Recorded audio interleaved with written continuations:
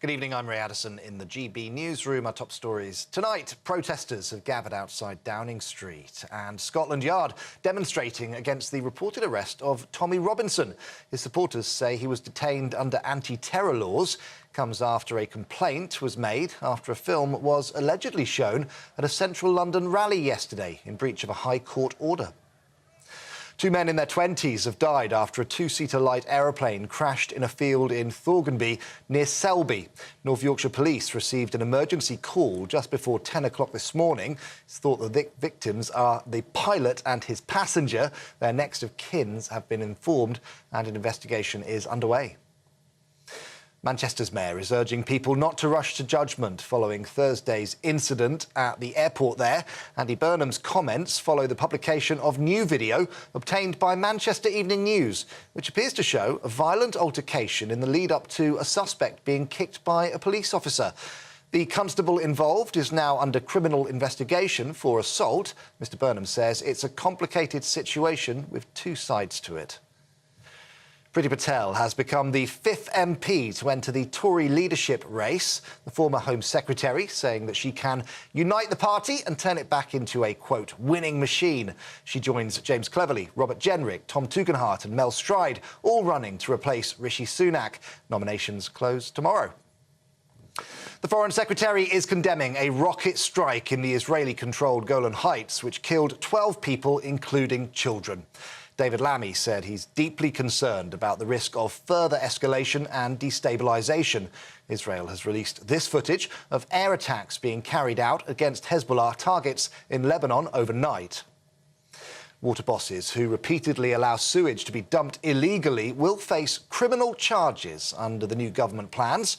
Environment Secretary Steve Reed warning they will also be stripped of their bonuses as part of tighter regulations.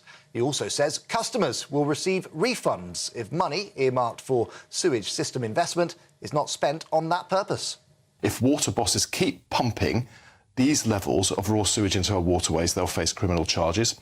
We'll give the regulator the power they need to ban the payment of the multi-million-pound bonuses they've been awarding themselves despite overseeing this kind of catastrophic failure. And we're going to ring-fence customers' money that is earmarked for investment in improving the sewage infrastructure so that if it's not spent on that, it gets refunded back to customers in discounts off their bills. Those are the latest GB News headlines for now. Now time for Free Speech Nation. For the very latest GB News direct to your smartphone, sign up to news alerts by scanning the QR code or go to gbnews.com/alerts. The Labour government ditches a law to protect free speech at universities. Kamala Harris closes the gap on Donald Trump. And the opening ceremony of the Paris Olympics outrages many and bores many more. This is Free Speech Nation.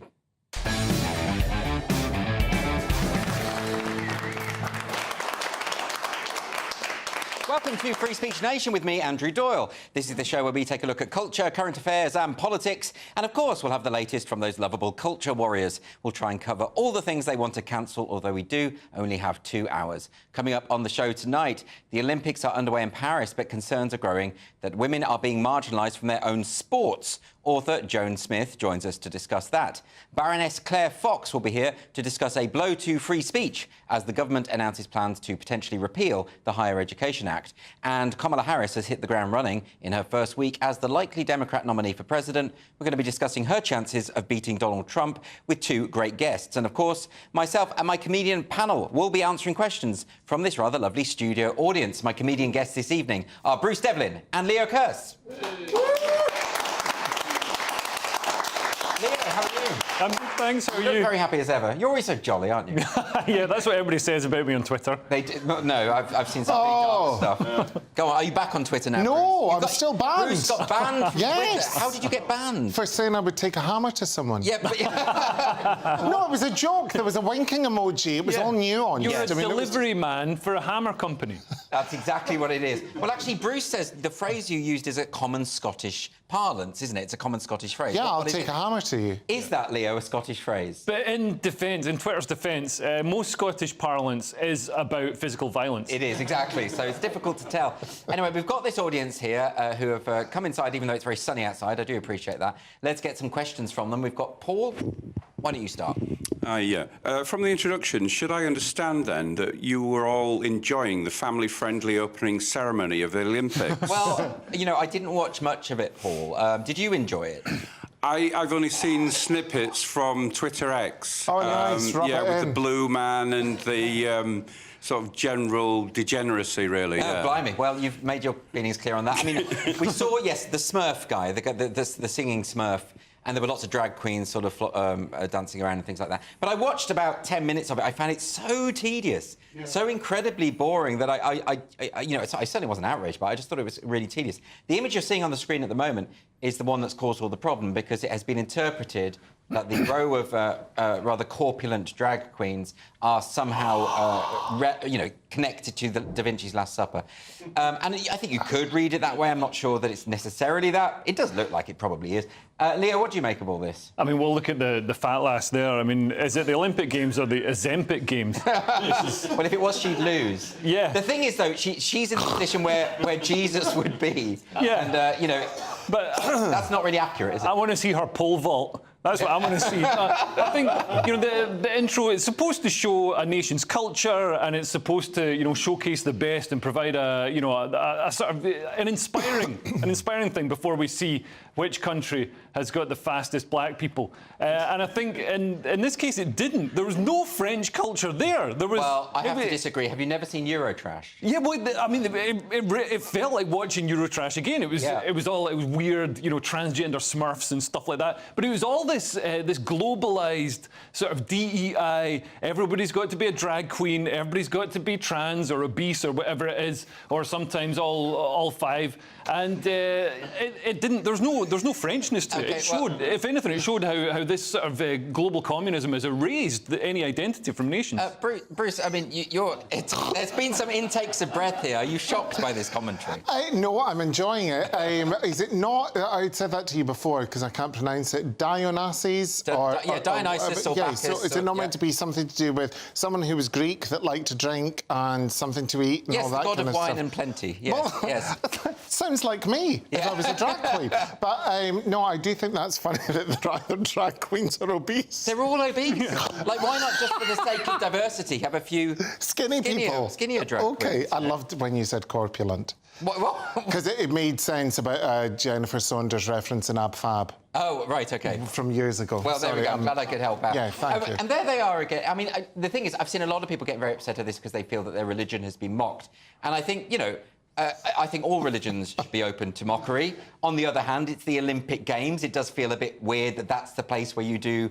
Because isn't it all about unity and representing everyone? It does feel like an odd place to do the mockery, doesn't it? And the Olympic Games isn't about religion. And also they went for the laziest, the route one. They attacked Christianity. If they'd attacked other religions, if they'd made it a genuinely diverse, tearing down of cultural traditions, then maybe that'd be good. But obviously, they saw what happened to Charlie Hebdo, and they thought, no, we're just going to do Christianity because, we don't want to be beheaded. Well, I mean, the obvious truth there is if they had used that ceremony to mock Islam, they wouldn't be here right now. They'd be in hiding, so that's just the truth. And also, I mean, they foiled so many Islamist terror plots against this Olympics in France. And to be honest, I mean, the Islamists don't really need to attack it because they can just sit and watch on their TV as Western civilization destroys itself. Yeah, but on the other hand, Leo, I've seen loads of people online sort of going on about how this is satanic and how dare you mock Christianity.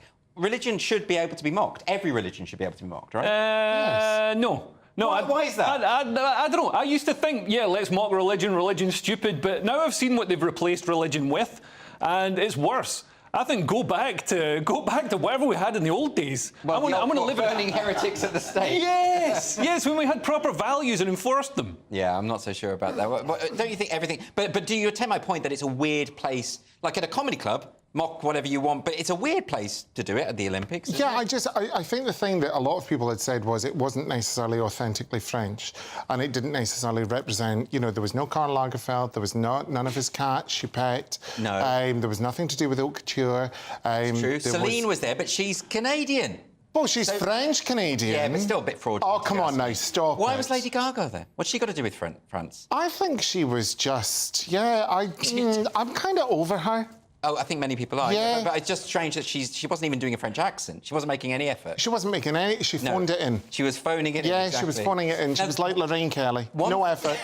One thing, Bruce, Gareth Roberts wrote about this for The Spectator, and he made the point that that whole spectacle of all the drag queens doing the faux Da Vinci thing, that actually this was the sort of thing you would see at the Royal Vauxhall Tavern in 1994 and find it embarrassing then. But he was saying at least back then, all these sort of really tacky... We didn't have Drag Race, so we weren't able to hold them to a higher standard. No, exactly. I completely but he was saying agree. at least it was contained. What did I say last night? The makeup was appalling. They need to beat their mugs properly. Yeah, OK, well, let's move on to another question now, and this one is coming from Andy. Hi, Andy, how are you? Very well, thank you. Good. Yes. What's your question? Will cancel culture ever stop? Yeah, well, I don't know. No. I mean, if it does, then so will this show. But there's been another cancellation. This one is from the Liverpool Philharmonic, and they cancelled Ian Dale. So Ian Dale, who has a show on LBC, I believe, has... he was going to be interviewing Lisa Nandy, in fact, the Culture Secretary. And it's not going ahead. Now, did you read about this story? Yeah. Now, it's not going ahead because Ian Dale used to run Bite Back Publishing, and they published a book that some Liverpudlians don't like. Was it him or Lisa Nandy that ran the... Anyway, one of the people at the event ran a publishing company. That was Ian Dale. That was Ian Dale. Oh, right. Yeah. And years ago, it published a memoir of one of the police officers who's involved in Hillsborough. Yes. And, you know, I haven't read that memoir, but I very much doubt it was, you know, saying anything, you know, bad, saying anything that would be... You know, I doubt it was crowing about. Well, I mean, even if it was, happened. it's a book that is published by a publisher that publishes a whole diverse range of opinions and ideas, and the idea that if you work at a firm that publishes a book with an opinion that they don't like, I mean, that's such a tenuous, tenuous. Such a tenuous link to the thing. But yeah, there was no sort of back and forth. There was a tweet that sort of didn't really get much traction, but the venue or the Philharmonic pulled out saying, you know, there's been a Twitter backlash, so we're just going to cancel the event. Yeah, but I just find it so boring now. Like, it's happened so often now. You know, for a long time, people said, oh, cancel culture isn't real. And then it kept happening, and they were still saying it wasn't real. And then eventually, I think everyone has to admit, yeah, it's real and it's happening all the time. But it's getting boring, isn't it? Why would, for instance, why would the Liverpool Philharmonic Hall even care what a few people on Twitter think about a book that is tangentially related to this event? Well, more importantly, if it's the Philharmonic, does Lisa Nandy play an instrument? I think she plays the piccolo. Really? Yeah. Right, OK. Yeah. So I could understand if she was a flautist and she was off tune or any of that Absolutely. kind of thing. Oh, yes, she should be cancelled for that. No, I mean, I do like her. I think she seems a nice lady, but I think she needs an adenoids done. Well, that's a different issue, Bruce, but I think it's fair for you to raise it. OK. Anyway, let's get a question now from Maggie. Where's Maggie? Hello. Hello. Are women cyclists getting stronger? Yeah, you would have thought, wouldn't you? Because you will have seen this story, everyone, probably. So this is the competition, I think it was in Washington. It was the Elite Women's Madison at Washington's Marymore Grand Prix. And that's the winners on the podium. All three top medals went to men who identify as women. All three. Yeah. Right? So, and there are arrows there to point them out. Not that you would need them, because they're hulking great blokes. Now, this is weird, isn't it? Because women, you know, it's all very well sort of saying there are debates to be had about certain trans-identifying males in women's sports, etc. But they've just won all the medals. Yeah. I mean, it was teams that contained a transgender male. But I think, you know, to be competitive in elite sports these days, you've got to have a few blokes in your women's team. True. And I think what really, rammed this home, the sort of unjustness of it, is like one of them is standing there, like no breasts or anything like that, nothing that would like make you pass as a woman. Standing there, and like because he's wearing lycra shorts, cycling shorts. Yeah, you let's can not go into detail. You can see, but you can go into detail. I can see individual veins. He's the one who's gone into detail. Wow, I'll have to have a look. But now, Bruce, it's got to look. I think wherever you stand on the trans debate, this is clearly, palpably unfair. I have an auntie who phones me all the time and says, "Do you think it's fair?" Because she doesn't think it's fair. Well, no. I would say 99% of women don't. No. Well, that's the whole thing. Because the whole reason why sports was segregated by sex in the first place was so that women could win something. That's what the trainer in America, Gillian Michaels, says. Yes. Regardless of anything else, she said that sex is immutable and you just can't argue the point and it should be separate. But this is so odd because I genuinely don't think there is anyone who disagrees that this is unfair, apart from a handful of crazy activists online. So why are they deciding? Because they're the ones that got close to the government and now set the rules in every Western country. So, basically you've got this gender ideology that's gripped every organisation, every government, and I think it's hilarious. Like, for years we had all these feminists who are, anti-men, and then, men have found a way to sort of game the system, and feminists have created this, they created this gender ideology. I'm not sure that's true. First it was women can do anything men can do, and women are the same as men. Now men are women. Now that's not fair. No, what feminists were saying is that women and men should have exactly the same opportunities. What they weren't saying is that there is no biological difference between women and men. Yeah. Right? I mean, well, maybe one or two were. There were some people who were saying sex was a social construct, but that wasn't the general feminist principle, was it? It's still funny. Well, Leah finds it funny. Anyway, I will be talking to the writer Joan Smith about this very topic later on, because it strikes me that Labour are not standing up for this. They're not really, in fact, they're probably making it worse, let's be honest. But we will talk about that a bit later. Not that the Tories were particularly good on this issue either. No. Anyway, let's move on now to a question from Philip. Hi, Philip. Hi there. As far as the Hollywood film industry is concerned, do you think they're finally starting to learn their lesson? Yeah, there's a few signs, and there was a report this week about this in the press about a couple of films that have been really big films this year. Twisters is one of them, which is not about the board game. It's about the... Cyclones. It's about Cyclones. It's a sequel to Twister. I haven't seen it, but it's apparently a lot of people running towards tornadoes and then running away screaming, that kind of thing. Sounds a lot of fun. There's some images of it there. It does look fun. You remember the original film back in the 90s, and famously there was that cow sort of flying around. There was a very funny scene with the cow. And I think there's more cows in this one. What, the Wizard of Oz? It's a bit like the Wizard of Oz. Oh, right, OK. But without the dwarfish people. What are they called? The Lollipop Men. No, but that's Charlie and the Chocolate. No, the Lollipop Men. Anyway, let's not get sidetracked. So Twisters has done extremely well. And the thing about this film is it's not making any kind of political messaging, right? You don't get them running away from tornadoes and then stopping to talk about diversity, equity and inclusion. That's not happening. And because of that, people like it, right? Because most Hollywood films now, you expect at least about 15% of it to be preaching about woke values. And it gets very boring. And it's not happening in this film. And that's why. And same with this other film, Inside Out 2, which is a Pixar film, which doesn't do the preaching ideological stuff, unlike Frozen 2, which did. So maybe Hollywood realises they're going to make a whole lot more money if they stop behaving like priests. Yeah, for a while, and we saw this across all the media. They became consumed by this desire to sort of, change the world and teach everybody about gender ideology and all the rest of it. And the only problem is that just made for terrible entertainment. You got all these films like watching Strange World. Like, 'cause I've got a kid, so I watch these Disney films.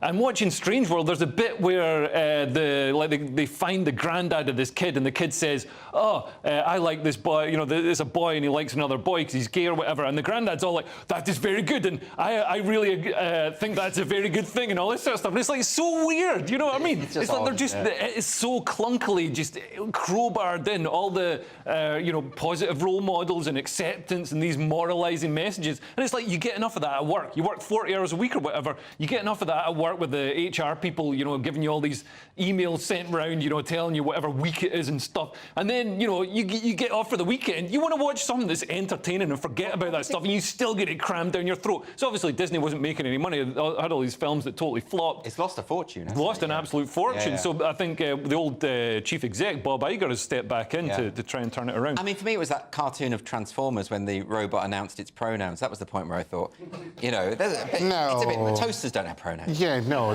that's true, actually. Yeah. It's a toaster. Basically, it's a toaster that fights. That's what it does. That's right. I think the bigger problem is it's violent. Yes. Are you a fan of tornado films? I'm not really a fan of much, to be honest with you. But you know what I mean? People like to go and see to the cinema to be entertained, not to be preached at. No. It's escapism, isn't it? Yeah, exactly. I see the cinema as voluntary incarceration. I don't understand it. Interested. And I don't like people. And they often have their feet out, or they're eating noisily, or they just smell. No, that's absolutely right. And people don't know how to behave at the cinema. I had to walk out of Jeepers Creepers 2 because people were talking. People don't know how to behave at all. No, they don't. There was a woman on the train that had her feet out. I moved into first class. I thought, I'm not dealing with this. She had her feet out? Feet out, cricking them. What does cricking mean? Cricking. You know when you snap your bones? OK, she was cricking her feet. You know when you kind of pinch and all that kind of... She was doing that in public? Honking. OK, well... Absolutely honking. And I said to her, are you going to put those away? And she went, nah. And I went, well, it's no. And then the woman had come over and I said, are you going to do anything about that? And she went, well, And I went, well, I'm going into first class and you're not charging me. Do you know, they still won't bring back hanging. No, exactly. I agree. OK, well, let's move on now, because that's all we've got time for in this section. The Olympics, of course, are underway in Paris, but there are concerns that women are being marginalised from their own sport. Author Joan Smith will be joining us soon to discuss that. Please do not go anywhere.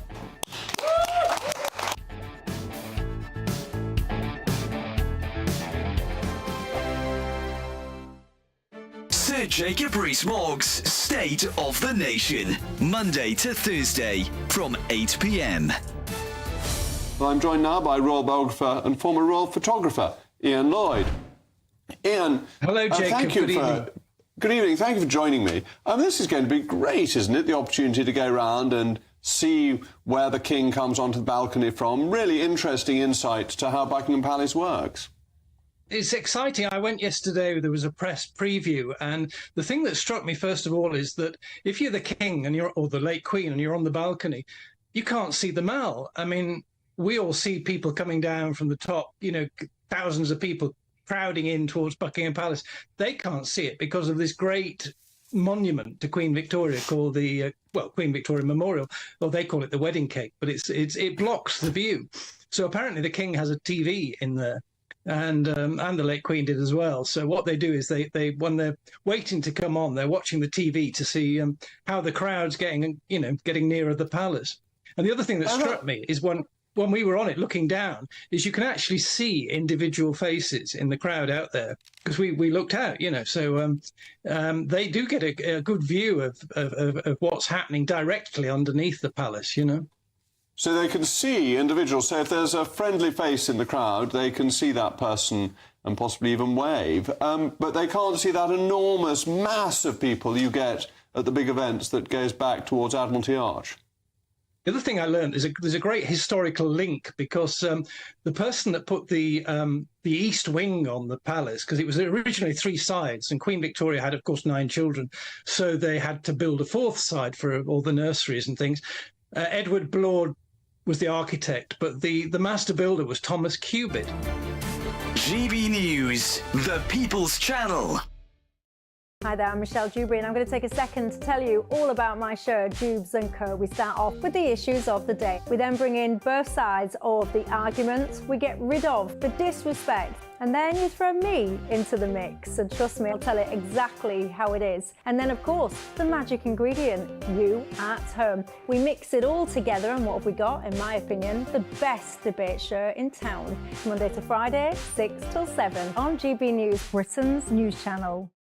Tune in to Friday Night Live with me, Mark Dolan. GB News royalty with your perfect start to the weekend. Lucky us! feisty and fearless guests. Well, I'm a normal person, so ask me. Honest opinions that raises more questions than a Gary Barlow tax return. And a few surprises along the way. Might be cold in this studio. That is Friday Night Live with me, Mark Dolan. 8 to 9, only on GB News, the People's Channel, Britain's news channel.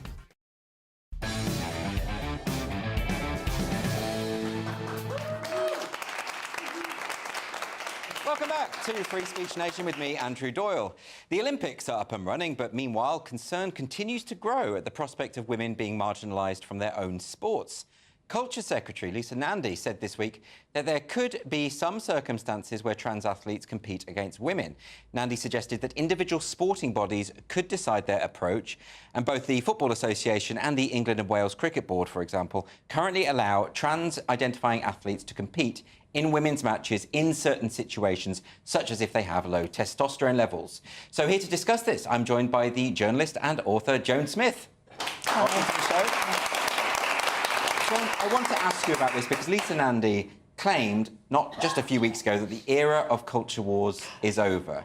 And it doesn't look like it, does it? No, she's the Minister for Culture Wars, I'm afraid. Yes. And what she's doing is a continuation of what Labour were doing during the election campaign. So I think people like Starmer and Lisa Nandy were actually shaken by how often they got the question, what is a woman? Which obviously they all struggle with. And so what they started doing was sort of saying, well, of course we know what a woman is and, you know, it'll all be fine. But what you have to look at is what they do and not what they say. Because I think they're trying to kind of soften us up and make us feel that they're even-handed. They're not remotely. See, a lot of people online were saying, well, you know, Lisa Nandy wasn't saying, well, we must bring trans-identified males into women's sports. She was saying, let's let the various sporting bodies decide for themselves. But do you think that's good enough? No, because that's a kind of faux neutral position. So what she's saying is that, you know, biological sex does matter in sport, and of course it does, because the testosterone thing is a bit of a red herring, because it's about men going through male puberty and having bigger skeletons and a bigger musculature. So that isn't changed by testosterone. So she's kind of admitting that it does actually matter, particularly in sport where somebody might get injured. But then she's saying, well, let's leave it up to these sporting bodies who know more than I do. Well, it's her job to know that. She's the Culture, Media and Sports Secretary. It's her job to look at the research. And if she's saying that, what she's saying is, I leave it up to individual sporting bodies. And we know that some of those sporting bodies are completely enthralled to gender ideology. And they think that what trans-identified males want is more important than the rights of women and girls. So at this point, given all that we know and all the research that has been undertaken, there can't really be any debate anymore about the idea that if you go through male puberty, you do have an innate advantage. I mean, are there still people claiming that that isn't the case? Oh, yes, but that's because the whole transgender ideology is based on kind of fantasies and dishonesties. And, you know, it's based on the idea that human beings can change sex, and it's based on the idea that they're the most marginalised people in the country, and that, so therefore, what they want, what trans-identified males want, is more important than women, and particularly more important than women's safety. So you're in a delusional world. That's the problem. Now, am I right that Lisa Nandy did at one point suggest that rapists should be able to be accommodated in women's prisons if they choose to identify in that way? Yes, she did, and that was during the deputy leadership contest in 2020, and she was directly asked that, and said that if a rapist identifies as even a paedophile rapist, if he identifies as a woman, should be in a women's prison. She also signed a pledge saying that women like me who are transphobic should be thrown out of the Labour Party. Bigoted transphobic members should be thrown out of the party. She's never resiled from that, which is one of the reasons that I resigned from the Labour Party last month. And what do you make of that accusation of transphobia? I think it's completely invented and made up. You know, trans people in this country, there's not many of them. They have exactly the same legal rights as everybody else in the country. They have slightly more rights than women because, of course, misogyny isn't a hate crime. Not that I think it should be, but it isn't at the moment, whereas gender reassignment is a protected characteristic. So it's complete nonsense. There are countries like Brazil where there is a high level of violence against transgender women. That is because of the involvement of prostitution. In this country, there's no evidence whatsoever that trans people are at greater risk than me or you. In fact, they're probably at less risk than most women. And it's interesting, isn't it, that those statistics from Brazil end up being conflated with various global statistics in order to perpetuate the idea that trans people face unique threats and a higher preponderance of violence. Just simply isn't the case, is it? It isn't, and when you try and ask Labour politicians who repeat this line all the time, you know, Harriet Harman, they all do it, you know, so how are they oppressed? What rights don't they have? They change the conversation or leave the conversation because it's a kind of mantra. It's like the trans debate has a series of things that you're supposed to believe. They're kind of like the beliefs of a religion. So you have to believe that trans women are women. You have to believe that human beings can change sex. You have to believe that they're the most oppressed and marginalised people, and therefore their rights come before the 51% of the population that is female. Yes, I mean, we've even had the Trans Day of Remembrance for trans people who have died out because of transphobic violence. But, I mean, we must be talking hardly any, single digits. Hardly any, and even in this country, where a trans person has been killed, it's not always clear it's because they're trans, and sometimes there is an involvement with, you know, prostitution and other things. So it's a complete house of cards. But what disturbs me, and I said this during the election campaign, is that Labour is enthralled to this ideology, and the ideology is basically misogynist. So I have got a quotation from Lisa Nandy, the Culture Secretary. She said, "I've been a big supporter of the trans community. I think they're the most marginalised, discriminated against group of people in our country at the moment. But there is a consideration when it comes to sport about biology. It does matter, and about fairness." And there she is repeating the very mantra that you've pointed out that isn't actually based on truth. Yes. It's just a myth. Yes, it is. But she is acknowledging the significance of biology within sports, isn't she? But then something follows from that. If you think that biology matters in sport, and it's a very important issue of fairness, and one could add that it's an issue of safety as well, particularly in sports where there's contact, then you would logically want to make sure that women are safe and that everything is fair. What she's saying is, I acknowledge this, but I'm not going to do anything about it. Yeah, and it's very interesting. A lot of people watching this will be thinking, well, why is it that there are a lot of prominent women? I mean, you've been writing on feminism for many, many years, but there's a lot of prominent women who seem to be supportive of the idea that gender should supersede biological sex when it comes to public policy. You would have thought that women of all people would be the ones saying no. Well, a hell of a lot of women have been saying no. It's what's incredibly disappointing, you know, somebody who was for years as a Labour voter and a Labour member, is that so many people in the party. That's why I keep saying they're captured by this ideology. You know, they don't have a capacity to think it through. They won't think it through.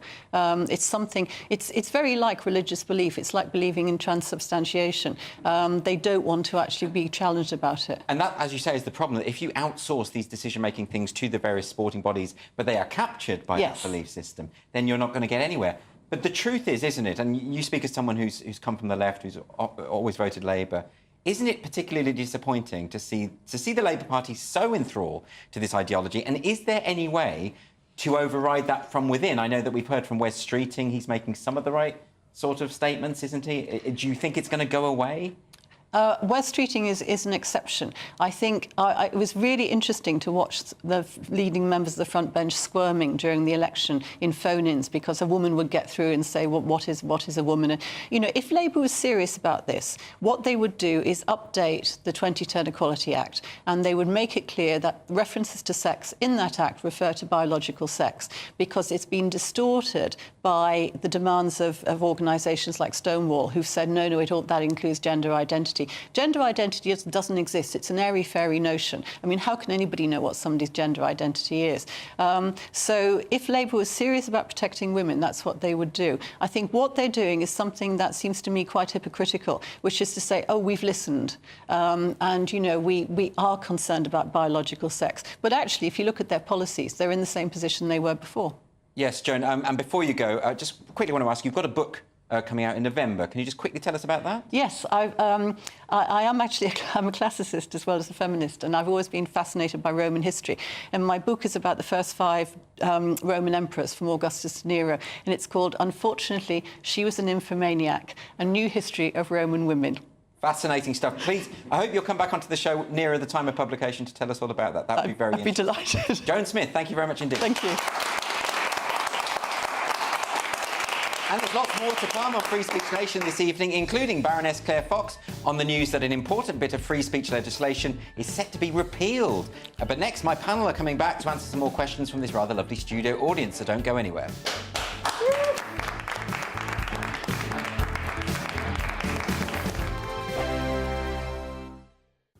Hello there, welcome to your latest GB News weather forecast from the Met Office. High pressure in charge the next few days. It stays largely dry and warm, plenty of sunshine, though turns increasingly humid, and we see the risk of thunderstorms increasing as we get towards the middle of the week as this area of low pressure moves in from the south. Something to stay tuned to over the coming days. But for the rest of Sunday and overnight, it's a quiet night to come. Plenty of clear skies across England and Wales. Thicker cloud across Northern Ireland, perhaps into southern Scotland, could give 1 or 2 light showers. And temperatures for the vast majority holding up in double figures, 12 to 16 Celsius to start Monday, and a dry note for many. If we zoom into Scotland, we can see a cloudier start here, but some sunny spells. A weak weather front bringing some patchy rain across the Western Isles. A few shallow mists and fog patches quickly clearing. And again, hazy sunshine for Northern Ireland, Northern England as well, but largely dry, temperatures in the mid to high teens. And plenty of blue skies across the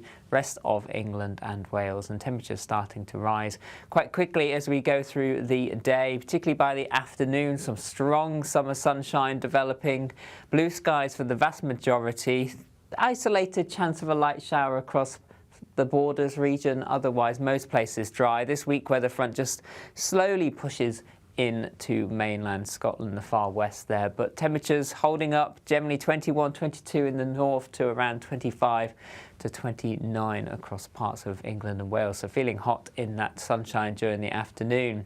Another sunny start on Tuesday. A weak weather front pushing south may just give a little bit more cloud into northern England, North Wales. Otherwise, most places dry once again, an afternoon shower perhaps over Northern Ireland, turning increasingly humid as we go through the middle part of the week, temperatures peaking around Wednesday. Are the newspapers getting you down? My wife didn't divorce me that month. Struggling to separate the wheat from the chaff? I know that it's a bit of a circus at the best of times. Well, don't worry, Headliners has got you covered. We'll take the burden of reading the day's news, and if we get depressed, who cares? It's an occupational hazard, frankly. That's Headliners on GB News from 11 p.m. till midnight, and the following morning, 5 till 6 a.m. on GB News, the comedy channel. Nah, just kidding. Britain's news channel. Mark Dolan tonight is your weekend dose of news, debate and entertainment. This sounds like a wild conspiracy theory. Don't miss my big opinion. Mark Meets and my take at 10. Democracy is a funny old thing. And we don't do boring, not on my watch. I just won't have it. Go and get another glass of that bubbly, you've earned it. That's Mark Dolan tonight, Saturday and Sunday, 9 to 11, only on GB News, the People's Channel, Britain's news channel.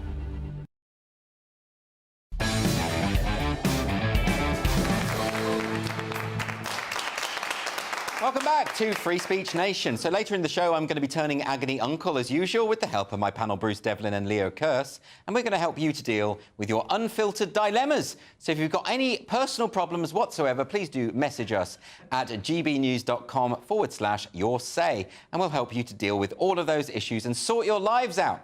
Anyway, let's get some more questions from the audience. So our first question comes from Bob. Hello, Bob. Hi, good evening, everybody. Will Kamala Harris be the next president of the United States? What do you think, Bob? Oh, God help us. Well, it's not a good choice, is it, really? No, it's very, very interesting because I think when it comes to Kamala Harris, I mean, Leo, the truth is she is a very mediocre candidate. Yeah. The truth is, I mean, people have started to say that if you suggest she will be the first DEI president, then what you are effectively doing is engaging in a racist conspiracy theory. Yeah. The fact is she would not be VP if it weren't for her immutable characteristics. The fact is she wouldn't be escalating this far. That's not racist. That's the truth. Even Joe Biden acknowledged that. Yeah, no, that was, and he was responding to, there was a letter by all these dignitaries saying you've got to hire a black woman into this role. So he picked one. I mean, she is definitely and explicitly a DEI hire. He didn't even like her. And yeah, they didn't even, it's not like they looked around and saw, who's the best black woman we can get? It's like they just grabbed one that was walking past. It's, you know, it's not, you know. But isn't it interesting that the Democrats, I mean, she's been wildly unpopular among her own support base. She had to drop out of the primaries in 2020 because she didn't want to be humiliated by getting 0 votes. Yeah. You know, the point is that up until 3 weeks ago, all the Democrat commentators were accepted that she wasn't any good. Yeah. And now they're trying to say she's the next Martin Luther King. One of Joe Biden's points, or his supporters would say, like, he's got to stay in the race because if he's not the runner, Kamala Harris will be the runner. So she was used. She's seen it so bad. She was used as a tool to keep Joe Biden in the race. And some people have even said that Joe Biden deliberately nominated her to punish the people who deposed him. Wow. I mean, what do you make of this? What does DEI mean? It means diversity, equity, and inclusion. See, I didn't know that. No. It's the same with HS2. No idea. Out to lunch. That's a train. Right. Okay. That's fine. Are you a fan of Kamala Harris? I don't know. I said that last night on your show, that the woman on Lorraine, I think I said that on Friday, that's reading the asparagus, doesn't believe that she is going to be the candidate. It's going to be Michelle. Really? I mean, I think at this point it's not going to be Michelle. I think there was a possibility she was going to swoop in. Yeah, but now Obama's stepped out and said... What, they've anointed? He's anointed, exactly. It's a bit like Sandy Toksvig. Yeah, I don't know what that means, but OK. OK. Yep, we'll go with that. OK, let's move on to a question from John. Hi, John. What is so terribly offensive about the Albert Memorial? Well, it's a very good question, because there was a news story this week, you know, the Albert Memorial in Kensington, and the custodians of the park have put out an essay, like this essay talking about how it's problematic and offensive. I think, Leo, it's because of one element of the sculpture which depicts someone from a tribe. Yeah. And they say that this is offensive. It was sculpted a while ago, right? yeah. And it was sculpted a while ago when, you know, people in tribes probably looked like that. So, you know, it's not, you know, saying this person's bad because they're in a tribe or they're from this continent or anything. So actually, for the time, it's probably quite a progressive sculpture. Yeah, why can't they get their head around the idea that something built in 1872 might not be an advert for woke activism today? Yeah, and also, I keep hearing about, oh, there's government austerity. The government it's not paying enough money. Like, somehow, these public institutions have got enough money to sit around writing big essays about how everything's racist. Do you find the Albert Memorial racist? I went to see Kylie in Hyde Park. That's where... that's all I understand. And was that racist? I don't think so. I thought she did really well. Yes. And she looked as though she was enjoying herself. Well, that's good. Yes. Yes. Yes. But the one thing that I did find that I don't know if it's racist or not, One Hyde Park apparently is a really prestigious address. Yes. And it's just like a load of new builds above a shop on a roundabout in Knightsbridge, and I was appalled. So I'm sorry I can't help you with your question. About Bruce is able to bring any topic around to the Minogues in one way or another, either the main Minogue or the lesser Minogue. Oh, hey! Well, we all know. It's true, though. It's true. Anyway, next on Free Speech Nation, Baroness Claire Fox will be here to discuss a blow to free speech as the government announces plans to potentially repeal the Higher Education Freedom of Speech Act. Don't go anywhere.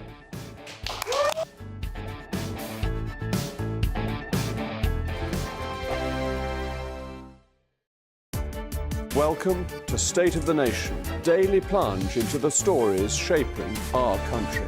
I'm Jacob Rees-Mogg, and Monday to Thursday we bring you the insights, the facts, the truth about how our country is being governed. Because what happens in Downing Street matters down your street. Tune in to State of the Nation every Monday to Thursday, 8 to 9 o'clock.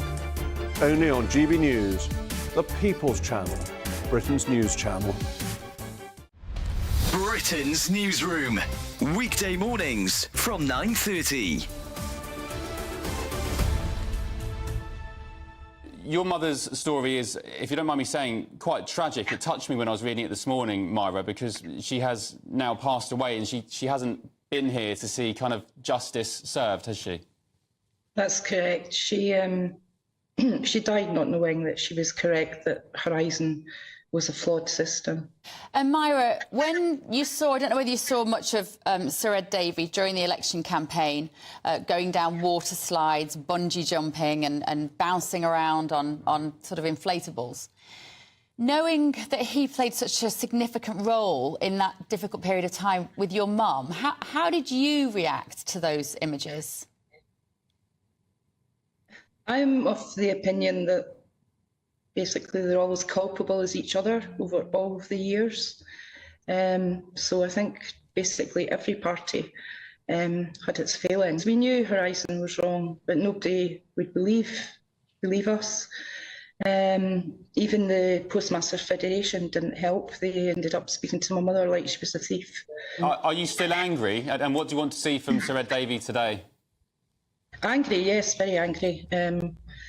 I've been furious throughout. Sir Ed Davey today, I know he will apologise. He's already done it. If he means what he says, he'll carry on campaigning to try and get proper redress from the compensation schemes, from the thousands of us who still don't have our money. I was made an offer, the £70,000 that went missing, that they stole from us, they offered me 50 because that's all they could find in their records. The People's Channel. Join me, Camilla Tominey, for a frank and honest discussion with those in power that cuts through the spin and gets to the heart of the issues shaping our nation. You haven't confirmed that you want to stand as leader, but you haven't ruled it out either. This report basically says that he's not fit to stand trial. Is he indecisive? Incompetent? I deliver the dose of reality Westminster needs. That's the Camilla Tominey Show at 9:30 every Sunday on GB News, the People's Channel, Britain's news channel.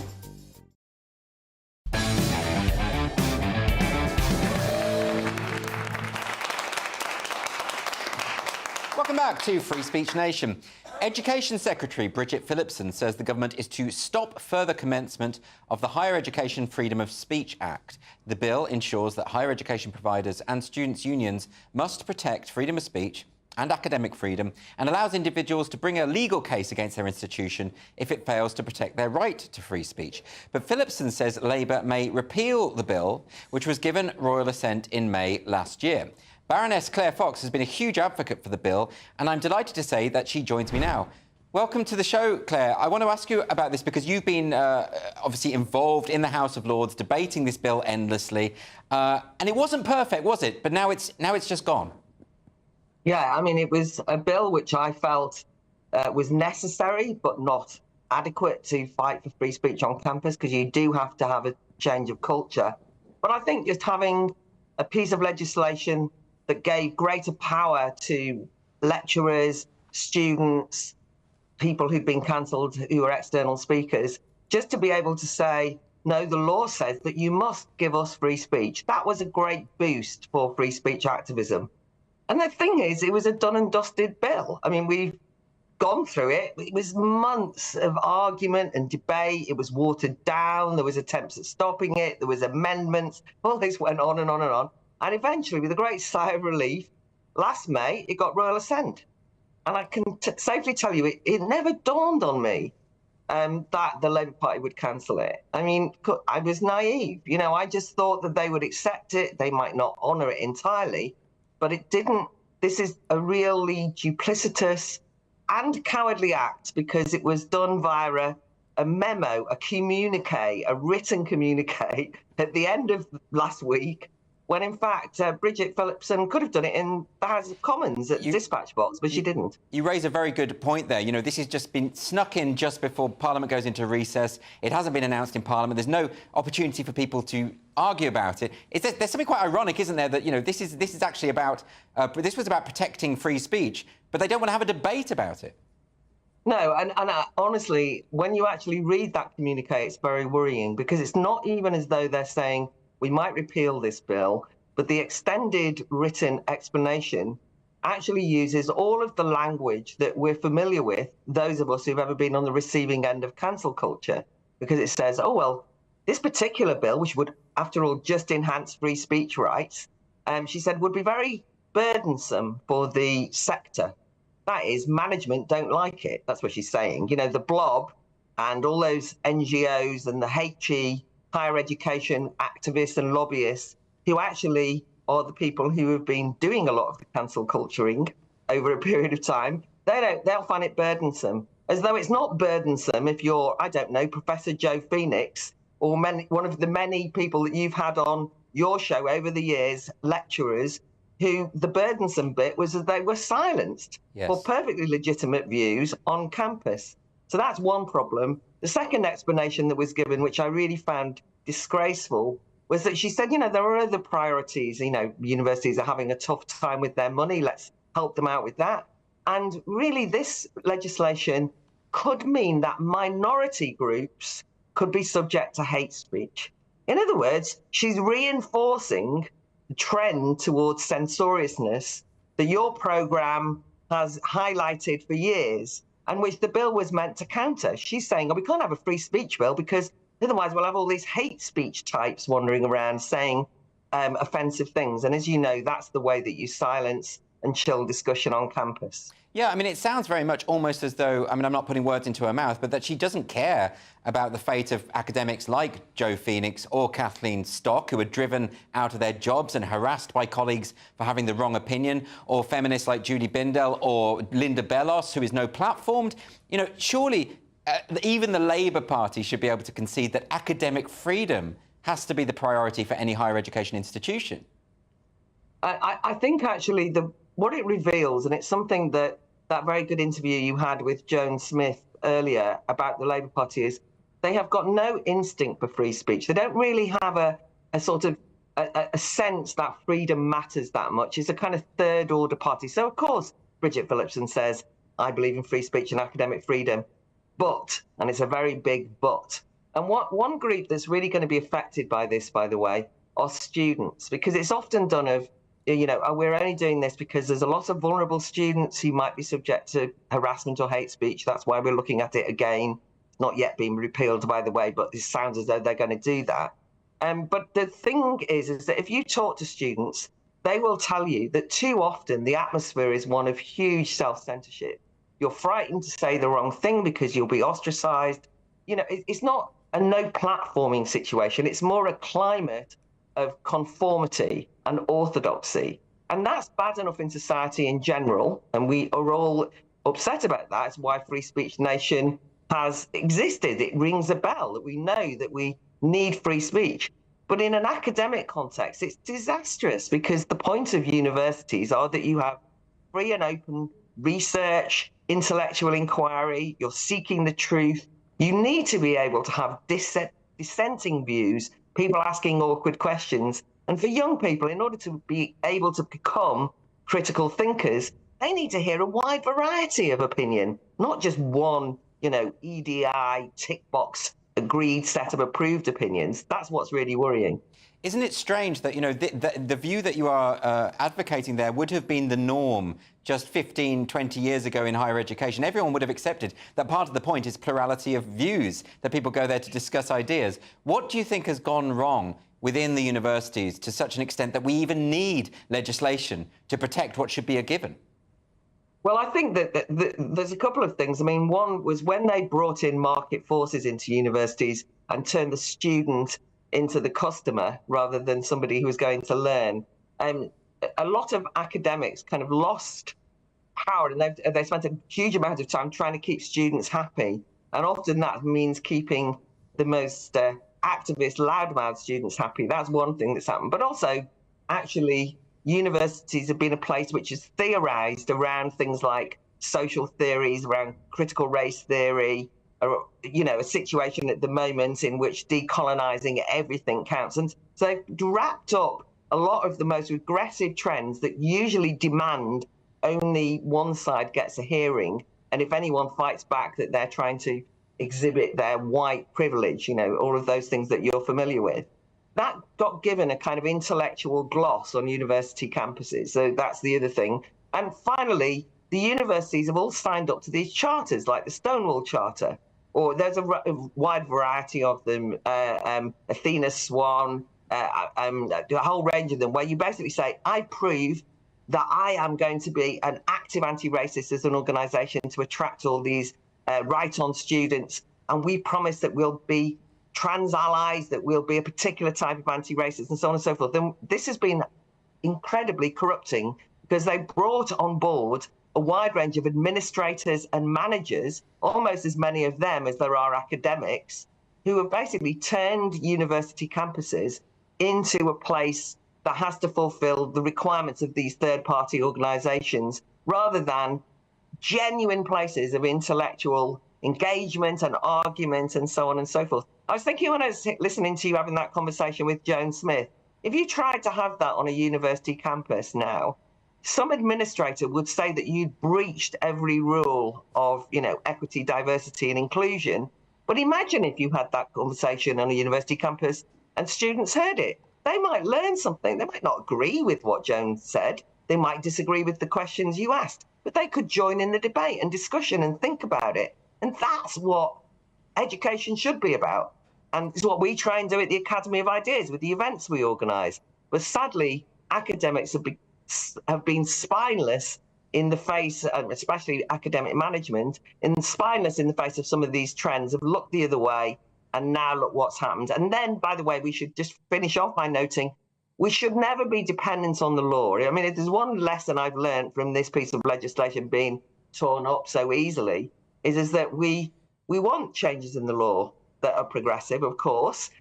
It's great to have enhancements in a new piece of legislation, but never depend on the law or on the law courts. We need to build a culture, grassroots culture from below in order to defend free speech. That's the only way that you can really guarantee it. Thanks, Claire Fox. That's all we've got time for. Loads more to come on Free Speech Nation, so please don't go anywhere.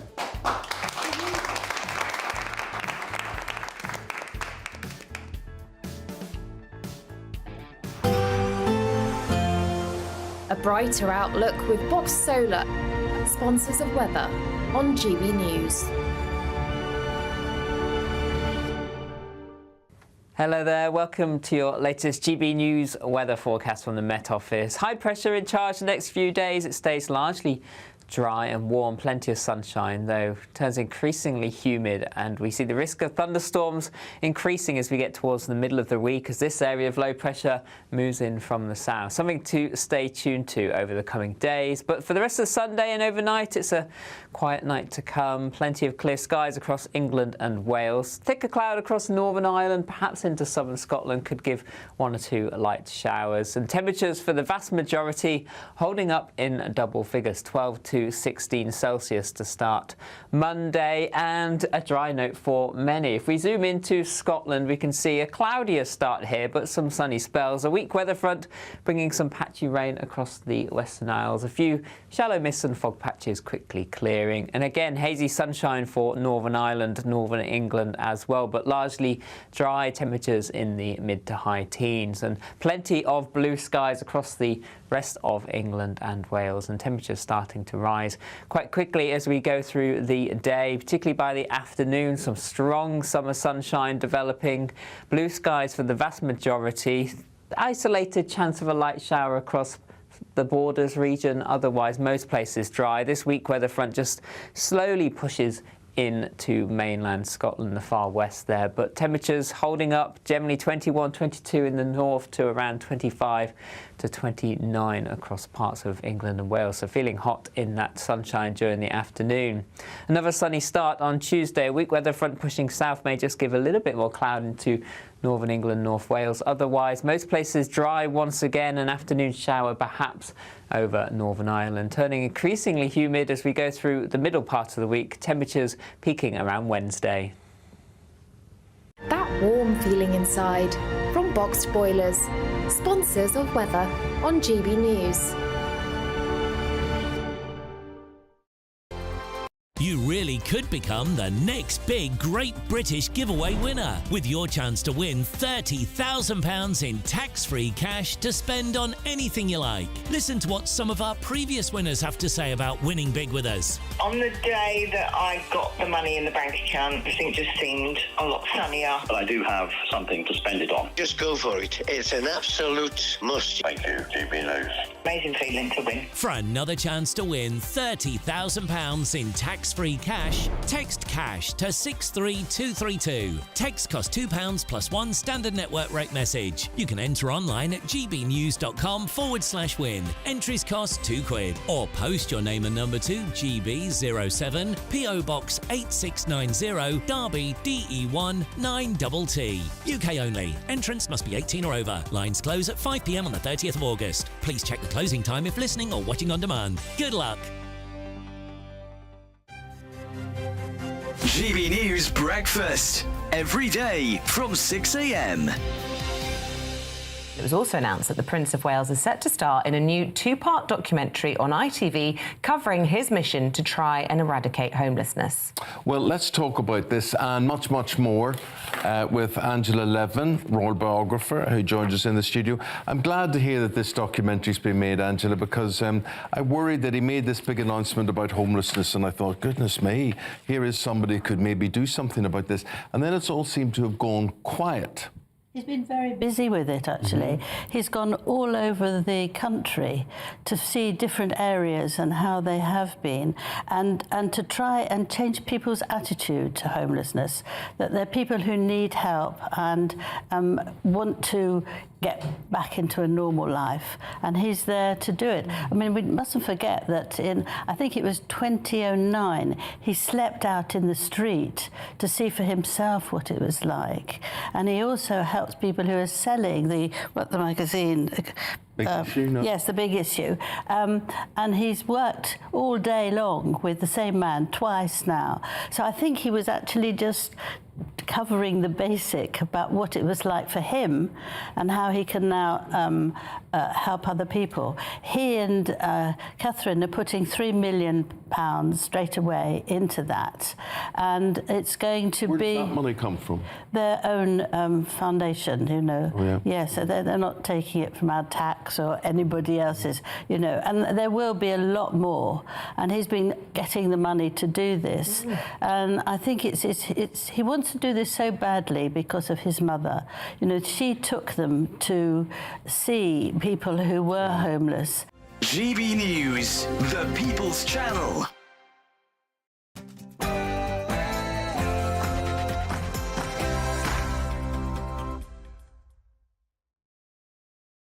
Including more questions from this wonderful studio audience, some analysis of the American presidential race, and all the latest stories from the world of culture and the arts. But let's get a news update first from Ray Addison.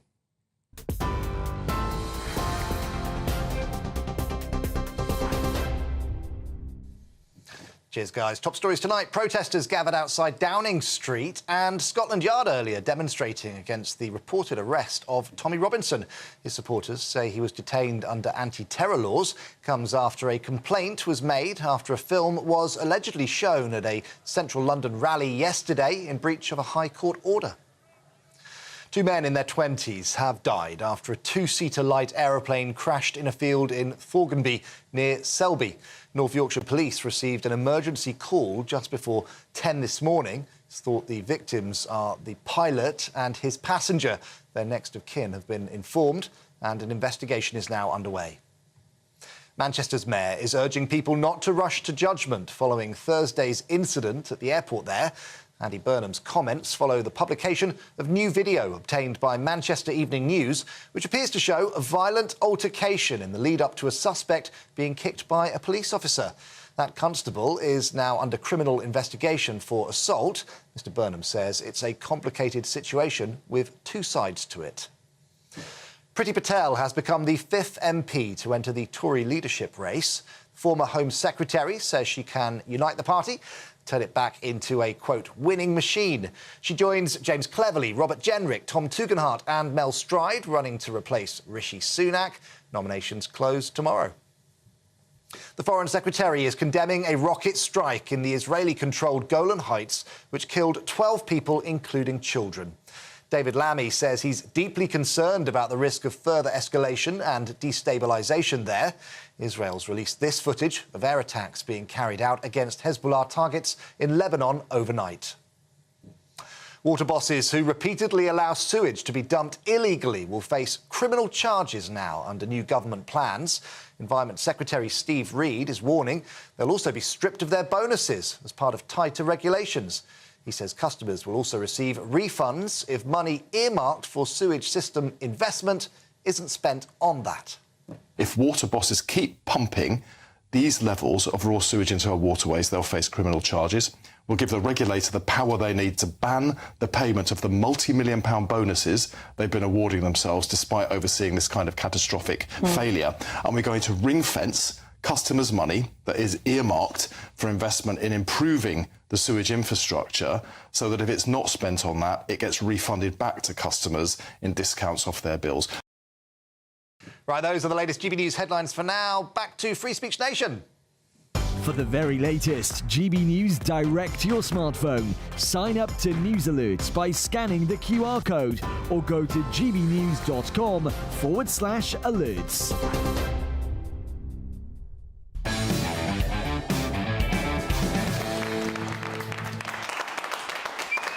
Welcome back to Free Speech Nation with me, Andrew Doyle. So we've got a brilliant studio audience here. Let's get the most out of them. We've got a question coming from Nick. Hello, Nick. Hello everyone. Are the police force in Northern Ireland next in line to be indoctrinated? OK, and this is the story that the PSNI have been receiving training in Northern Ireland to believe that male and female is a social construct, which is what you need in Northern Irish policing. You need that understanding. Queer theory is what you need, really. Yeah, and the idea that male and female, which are biological categories based on things like chromosomes and have you got a willy or not, that's not... You know, that's not something that's really debatable. I mean, I can't believe the same people who call me a climate denier are saying that, you know, you can change from being female to male. You can maybe, you know, change your gender appearance, and you know, you can change your clothes. Yeah, you can change your clothes. You can compete in the women's cycling championships or whatever. But you can't say that you've changed your chromosomes. Yeah, but the PSNI are being trained in things like pansexuality, pangenderism, grey sexual. Yeah. What grey sexual is? Is that when you like to have sex with old people? I think it probably is. I mean, I don't know, to be honest, because there's so many, it's difficult to I hope keep that up. section is growing. Yeah. Because is that not to do with grey hair? No, I don't think it is. Well, grey.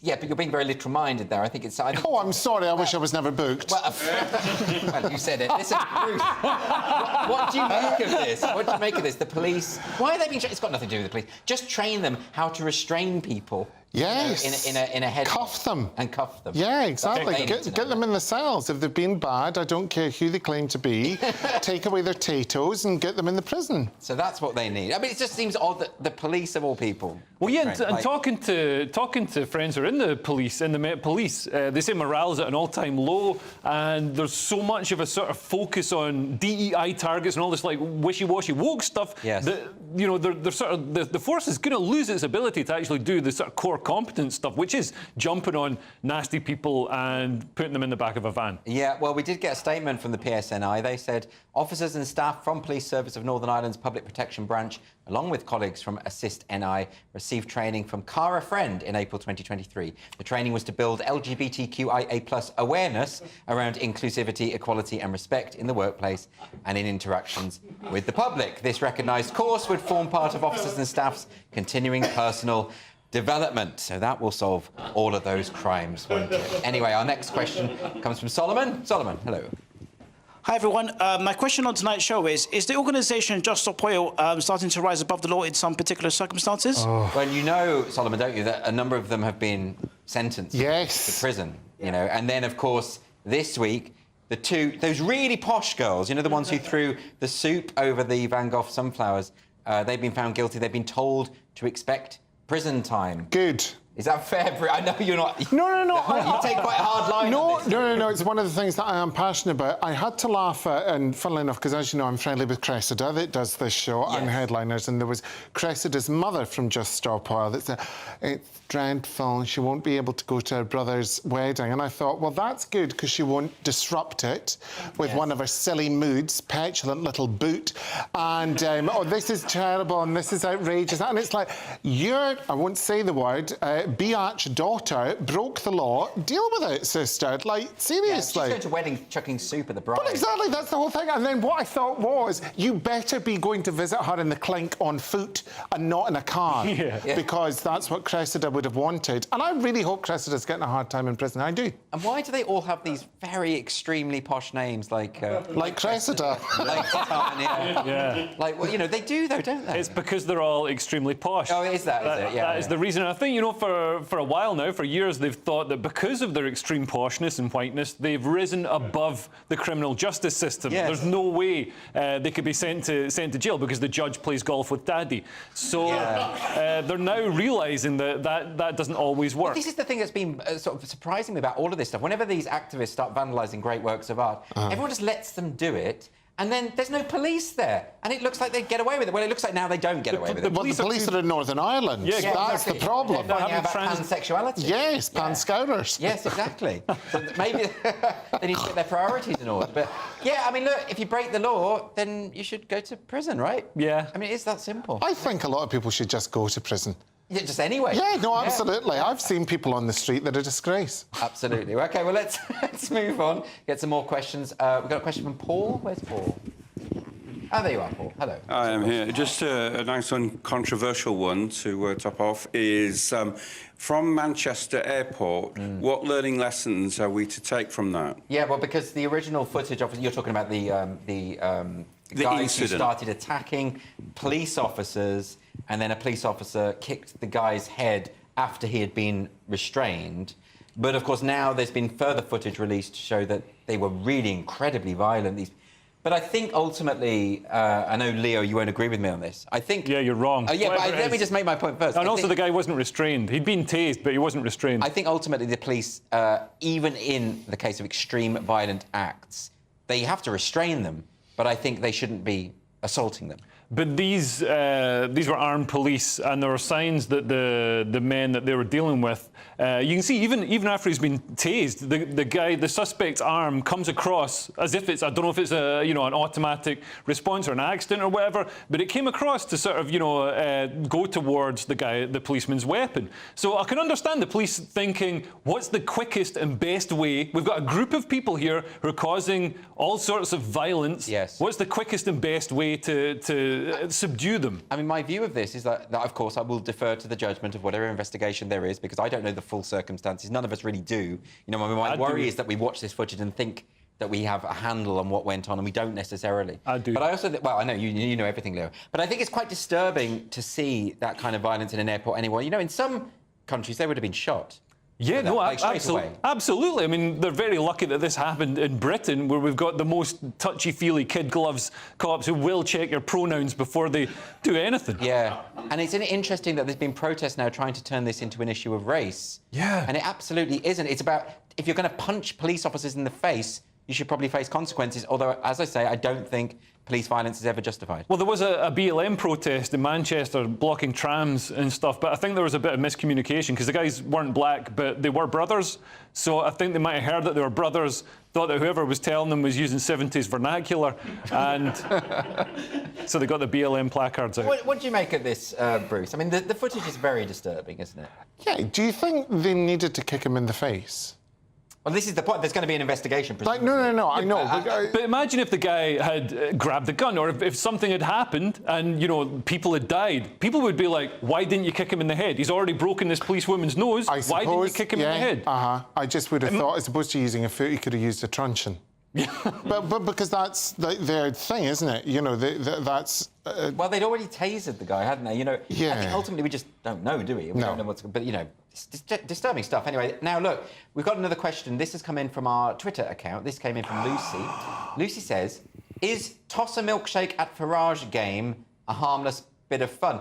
So we discussed this on Headliners a couple of days ago, because there was a gay pride event, and they had like a game, a sort of cardboard cutout of Nigel Farage, Reform UK leader, and you could throw sponges at it, but the sponges were coloured like milkshakes or something. I think you could see it there. And it's a game.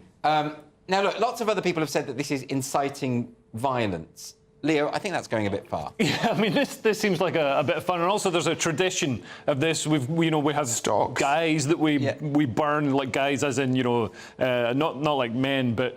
We put somebody's face. Fawkes? Yeah, but there's traditions with effigies. Effigies. That's the word I'm looking for, where we stick somebody's face on them and burn them, and it's part of the village fun. Everybody dances naked around the maypole and has Your sex in childhood bushes. was so bizarre. It's southwest Scotland, countryside. But yeah, this is a bit of fun. I don't think this really incites the violence. I think what incites the violence is people legitimising and excusing the actual real violence in real life against Farage. But the point about that would be, because I agree with you, that's all a load of nonsense. Could you imagine if it was Nicola Sturgeon they were throwing things at? There'd be an outcry. That's a great idea. So my point...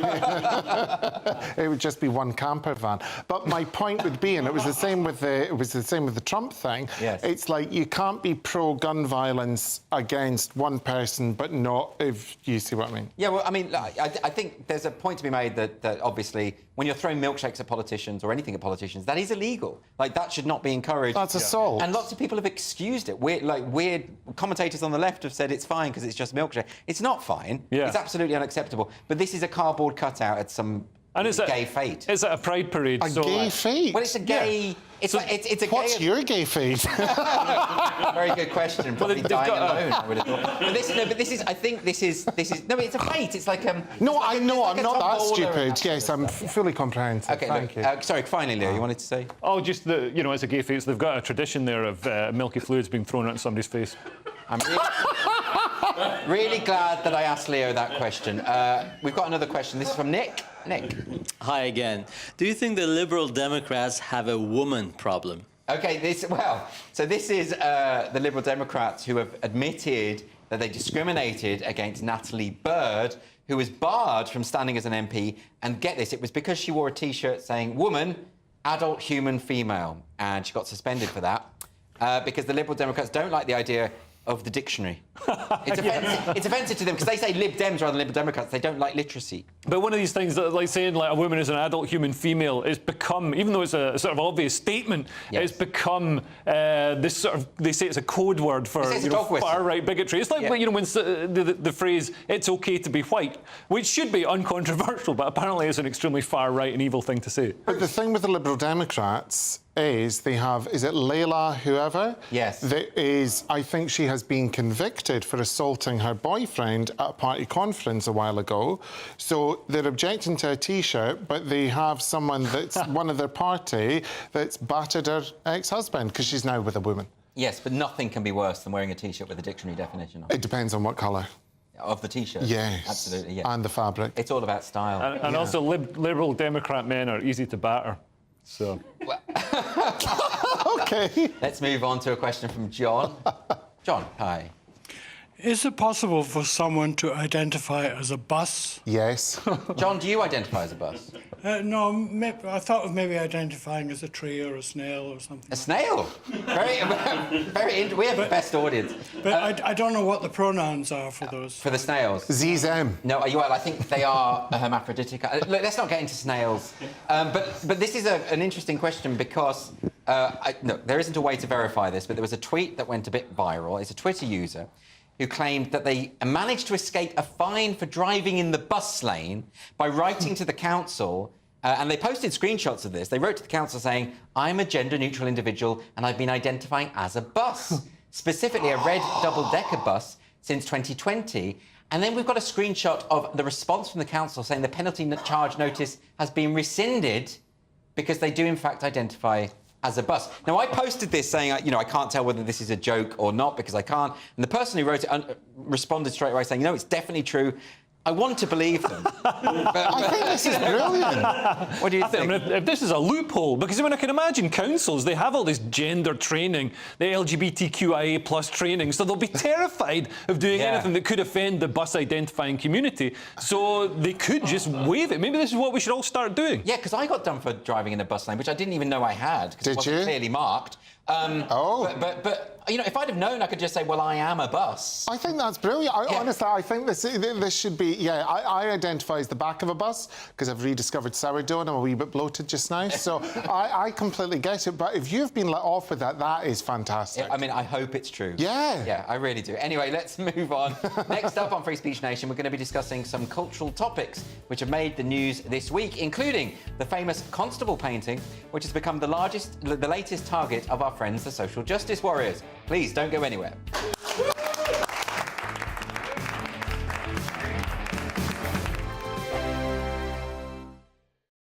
In the GB newsroom, we bring you the news as it happens. With our team of dedicated journalists across the UK, GB News brings you accurate reporting of the day's topical agenda. When the news breaks, wherever and whenever it's happening, we'll be there. This is GB News. The People's Channel, Britain's news channel. This This is GB News, Britain's news channel.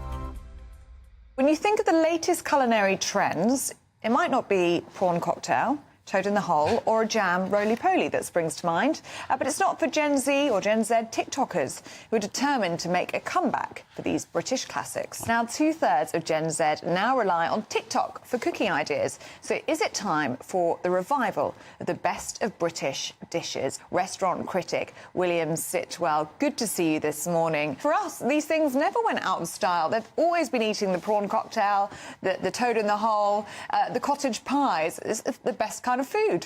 I think the main thing is in terms of trends. We've seen this for not decades, but literally centuries. The trends in food publishing, and it doesn't matter if it's on digital in a book, always goes. The swing is from complicated, modern, faddy to traditional, simple, and so on. So there's been this thing in publishing for literally centuries where you go from, for example, Jamie Oliver's sort of 15, 7-minute, is it 3-minute meals, to the next trend, which is that's too simple. We need to take time and we need to get back to traditional food. The other thing is, and I think, if you are a food faddist, if you're obsessed with fermented cabbage and putting kimchi on everything, then you might have missed out on some of these wonderful traditions. Good food exists because it nourishes the soul. Good traditional recipes, British recipes, are not impossible to cook. So even the loonies on TikTok, I'm so glad I'm as ignorant as TikTok as you guys are of kimchi. Yeah, and William, actually, this kind of food is so satiating, full of nutrients. I was saying to Ellie off air, our grandparents lived on this stuff, meat, potatoes and veg. It was quite simple. The People's Channel. I'm Christopher Hope. From pop stars to politicians, I'll interview anybody in a pub who's got a political opinion. Join me every Friday on Spotify, Apple Podcasts, YouTube or gbnews.com, or wherever you get your podcasts. This is GB News, the People's Channel. We're proud to be GB News, the People's Channel. And as you know, we always love to hear your views. Now, there's a new way of getting in touch with us at gbnews.com/yoursay. By commenting, you can be part of a live conversation and join our GB News community. You can even talk to me, Bev Turner, or any of the members of the GB News family.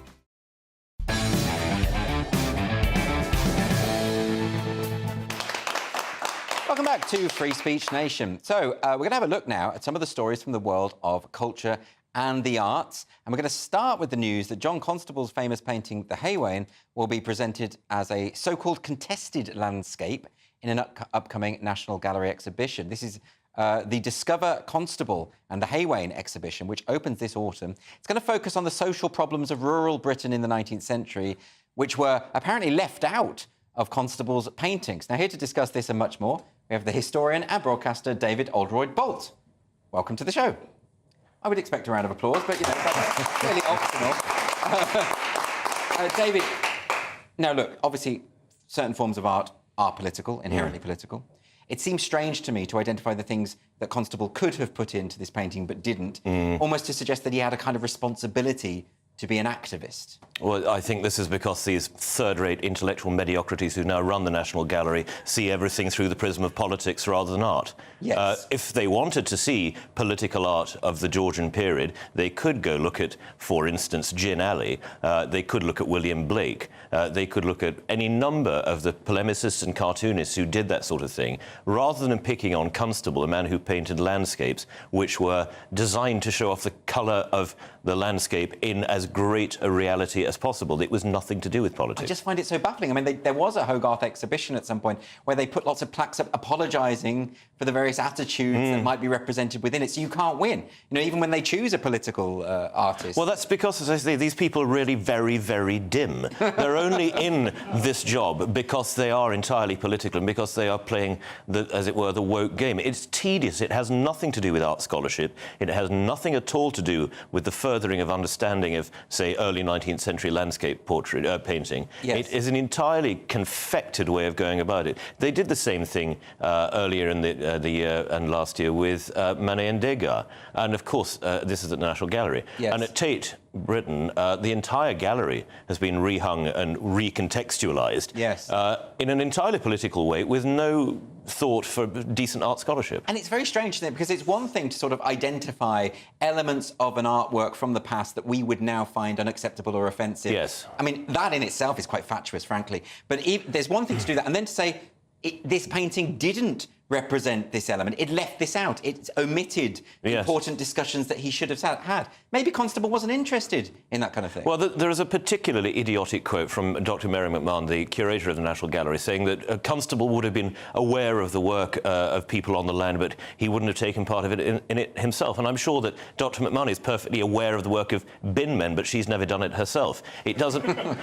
it's just a completely irrelevant comment. Yes. It has nothing to do with his art, nothing to do with his life. Constable's father owned this bit of land. He liked the River Stour. He painted it. That's it. Yeah. It wasn't some kind of sin of omission, and it wasn't Constable turning his face against the plight of the poor.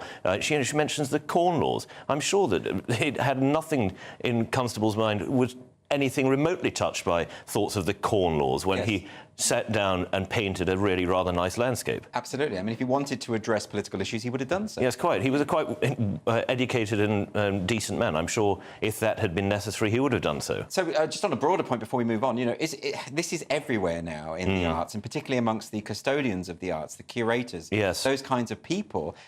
Is there any hope that this can finally just get driven out and then get back to doing what they're meant to be doing? Yes, stop treating it like a serious approach to art scholarship and call it out for what it is, which is, as you said, fatuous nonsense.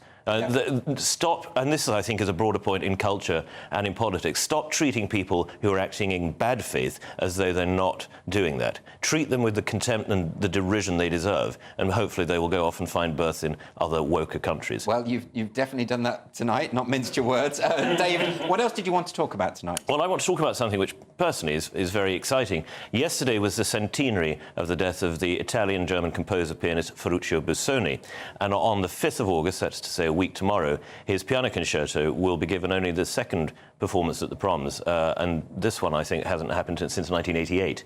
The reason I have a particular interest in this is because Busoni was my teacher's teacher's teacher. Right, so there's a connection. There's a lineage there. Well, and I think one of the most fascinating figures in late 19th and early 20th century music, because he was a pianist who brought back Mozart's piano concerti to public recognition. He gave a performance of all of them in Berlin in, I think, 1900. Most of them weren't known at all, and now they're the jewels of the repertoire. He was a writer of an unusual brilliance and turn of phrase. He was a philosopher of music. He was a deeply experimental mind. He, for instance, thought of the use of electronics in music long before that was in anywhere near being done, because he thought, well, if we can use electronics to split the sound wave into microtones, imagine the colours that you can create. A constant fecundity of mind. And he was also a good namer of dogs. All his dogs were named after Italian artists. So he had Newfoundland dogs called Giotto, Michelangelo and Leonardo. That's always a good sign, isn't it? But he's a fascinating figure and was a child prodigy and had very interesting background. Well, exactly. He was born in Empoli in Italy and then basically decided he didn't like Italy that much when he was a young man. So moved first of all to Vienna and then to Berlin, conversed entirely in German, wrote entirely in German after that. His books on music are all in German, and sort of recast himself. This piano concerto, if any of your viewers are interested, is one of the most staggering works ever written for piano and orchestra. It's really a symphony in 5 movements with a piano obbligato, finishing with a male voice choir which quotes from a text of the Danish playwright Adam Oehlenschläger's Aladdin. The imagination of it, the scope of it, and the fun of it is unrivaled. Is that one of the reasons why he is not performed as often as he should be? Because he was trying to combine innovation with tradition, and he was doing something quite fascinating for his time. Yeah, I mean, his music is, I must say, very difficult to perform. Well, it could just be that. But then, you know, many musicians, many composers are difficult to perform. Liszt, Bach, Brahms' Second Concerto, for instance, is considered one of the most difficult in the repertoire, and yet it's programmed everywhere. I think there's also the fact that often the concept he was striving to bring about in music was beyond people at the time. Right. He had a completely different idea of rhythm and tonality in some ways, particularly in later music. And maybe it just didn't catch on then and so has struggled later. Absolutely. So much is to do with fashion, isn't it? Yes. I mean, is this really what the Proms should be, I suppose, doing stuff like this? Well, I must say, looking at the proms programme for this year, and over the coming weeks, I hope we'll talk about it more and have some reviews. It's a really well thought out programme. Great. There is, as usual, the roster of people performing is exceptional. I think the price is still only £8 a ticket for the promming tickets, that's to say, when you go standing in the arena. Yes. And fair play to the BBC for doing this well. I mean, yes, I'm annoyed that they've got a Sam Smith prom, and I'm annoyed that the second prom of this season was a techno prom. But they have to do that to... Those are little gestures. Yes, exactly. They get accused of overly politicising things, but yes. even with the proms, and people say, why can't they just do this well? Yes. You know, but you're actually making a case. I think this is one of the only areas in which I will defend the BBC, which I think is otherwise a sclerotic and dreadful organisation paid for by an illegal tax. It does this extremely well, and we should support that. Fantastic. Well, David Alderwood-Bolt, always a pleasure. Please come back and see us again soon. Thank you. Thanks a lot. And next on Free Speech Nation, following the withdrawal of Joe Biden, we look set for a neck-and-neck race between Kamala Harris and Donald Trump. So I'm going to be joined by two great guests to assess the latest. Please don't go anywhere.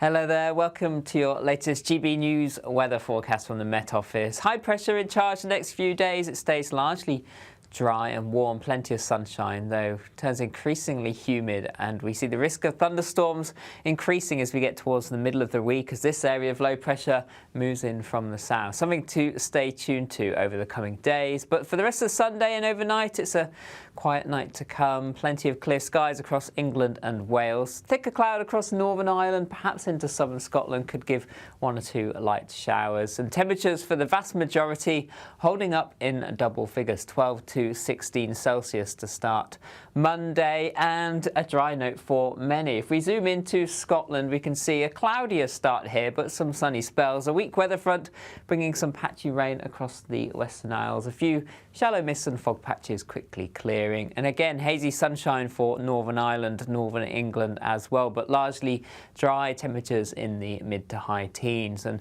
plenty of blue skies across the rest of England and Wales, and temperatures starting to rise quite quickly as we go through the day, particularly by the afternoon. Some strong summer sunshine developing, blue skies for the vast majority, isolated chance of a light shower across the borders region, otherwise most places dry. This weak weather front just slowly pushes into mainland Scotland, the far west there, but temperatures holding up, generally 21, 22 in the north to around 25 to 29 across parts of England and Wales, so feeling hot in that sunshine during the afternoon.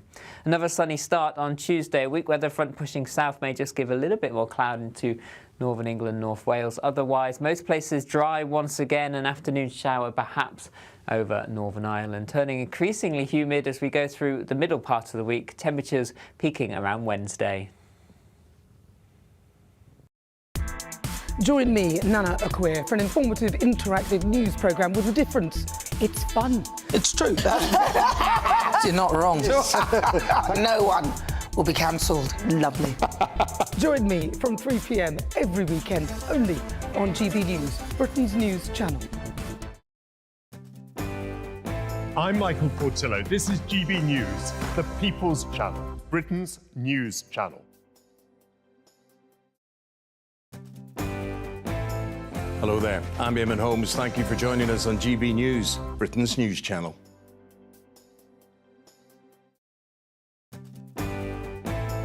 I'm Arlene Foster on GB News, Britain's news channel.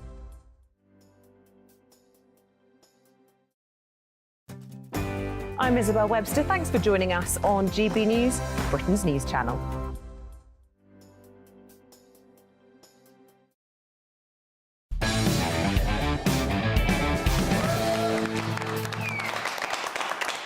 Welcome back to Free Speech Nation. It has only been 7 days, but so far it seems like Joe Biden's withdrawal and his likely replacement by Kamala Harris has worked out well for the Democrats. Polls suggested that Donald Trump would easily beat Biden in November, but Harris has erased that gap in no time, amidst a slew of celebrity endorsements and fundraising successes. So how will the race play out over the next few months? Well, I'm going to shortly be joined via Zoom by the Democratic strategist and political commentator Robert Wiener. And here in the studio, I have US political analyst Dr. Roger Giewolb. Welcome, Roger. So firstly, let me ask you how you feel about Kamala Harris as the nominee. Is it likely that she can beat Donald Trump at this point? Second question, no, I don't think it's likely. And how do I feel about it? Well, it's kind of a joke, frankly. I mean, it's only hours ago that she wasn't endorsed by anybody, that she had an abysmal track record. And now, all of a sudden, Camelot, I call her Camelot because she's King Arthur Obama's Camelot. And her surname is Harass, because she's going to harass the hell out of us if she does get in. She was so unpopular that her ratings were below old Joe Biden's. And then, of course, when Obama's strategy to continue his third term, into a fourth term collapsed because Joe just couldn't keep up, they were thrown into a terrible problem of damage limitation. And what she was put there for in the first place, they made work for them. She is a woman, she is Asian, and she is black. Three things that have nothing whatsoever to do with being president of the United States or any other country, but that has carried her on something of a tsunami wave, at least for now. However, the poll, just to finish, of 2 points and so on and so forth is nonsense, like so many polls are. I go by our bookies. The British bookies have been around for hundreds of years because they're not usually wrong. And at the moment, they put Donald Trump at more than double the odds of Camelot becoming president. But even with the media, I have to say the American media, from what I've been following, is very overwhelmingly supportive of her, even though they weren't really about 4 weeks ago. But they're now sort of trying to reinvent her. And it has clearly been successful to a degree. I think it was 8 minutes ago. Right, yeah, probably more like that. Yeah. But it has made a dent in the polls, So is it possible, in other words, that kind of media firestorm, that kind of support will make the difference, could tip the balance? And speaking of the race to be president of the leader of the free world, if America still is that, it's perhaps disrespectful to call it clickbait, but it's not far away. That's what's going on. That's why they're doing it. It's newsworthy. You can promote this lady who 5 minutes ago was the last possible choice. Nobody wanted her. The greatest thing is the Obamas, Mr. and Mrs. Obama's telephone call. Yes. Endorsing her. Yes. Which is just, it's almost as bad as the opening to the Paris Olympics. Yeah, well, and it of course, wasn't staged in any way. No, Let's cross the pond now and get the thoughts of Democratic strategist and political commentator Robert Wiener. Welcome to the show, Robert. I want to ask you about Kamala Harris. A lot of Democrats are nervous about her, don't think that she is the best possible candidate, but that this is a case of they have no choice at this stage. Do you think that's right, or do you think that she can really turn this around? Well, Andrew, thank you for having me. And I notice you have an audience, so hello to audience also. Great to see you. It's the first I've seen your audience, actually, so terrific. Andrew, I can't believe what Mr. Giewolb was saying and how off he is. The most recent issue of Time magazine just out, it's now the former president's race to lose, Trump ascendant, and Biden bows out. They forgot that Kamala, just in a week, has set an all-time record. Have either of you guys, by the way, Andrew, I love you, but you were a little off on this one, too, with agreeing with him. Have you guys ever heard of a movement? A movement? That's what's happening here. The most recent polls show that in the youth vote, the critical youth vote, that they are 20 points higher than they were with Biden. The Hispanics have closed. And to your point of, oh, there's disagreement among the Democrats. Yeah, 94% of Democrats support Harris for president now. 94%. And so it's going to be by acclamation. It's going to be unanimous in the convention. She's already locked in the votes. And she has raised $180 million in her first week, an all-time record. And Trump is scared to the point where and Putin is scared to the point where the Washington Post today said, Moscow wary of Harris's bid. Hey, is that a bad thing? That's great. That's exactly the way it's supposed to be. So can I ask you, Robert, are you suggesting that in an ideal world, if you had complete openness to choose who the candidate would be, you would actually want Kamala Harris? You would put her at top of the list anyway? I would go with the vice president because that's what she is. I would say that was, and everybody said that's the normal one. And all of the other candidates, from Whitmer to to Bashir and all of that, all of the candidates, and I don't have to name them all. They were all there. They all are not running. They all are deferred to Kamala Harris.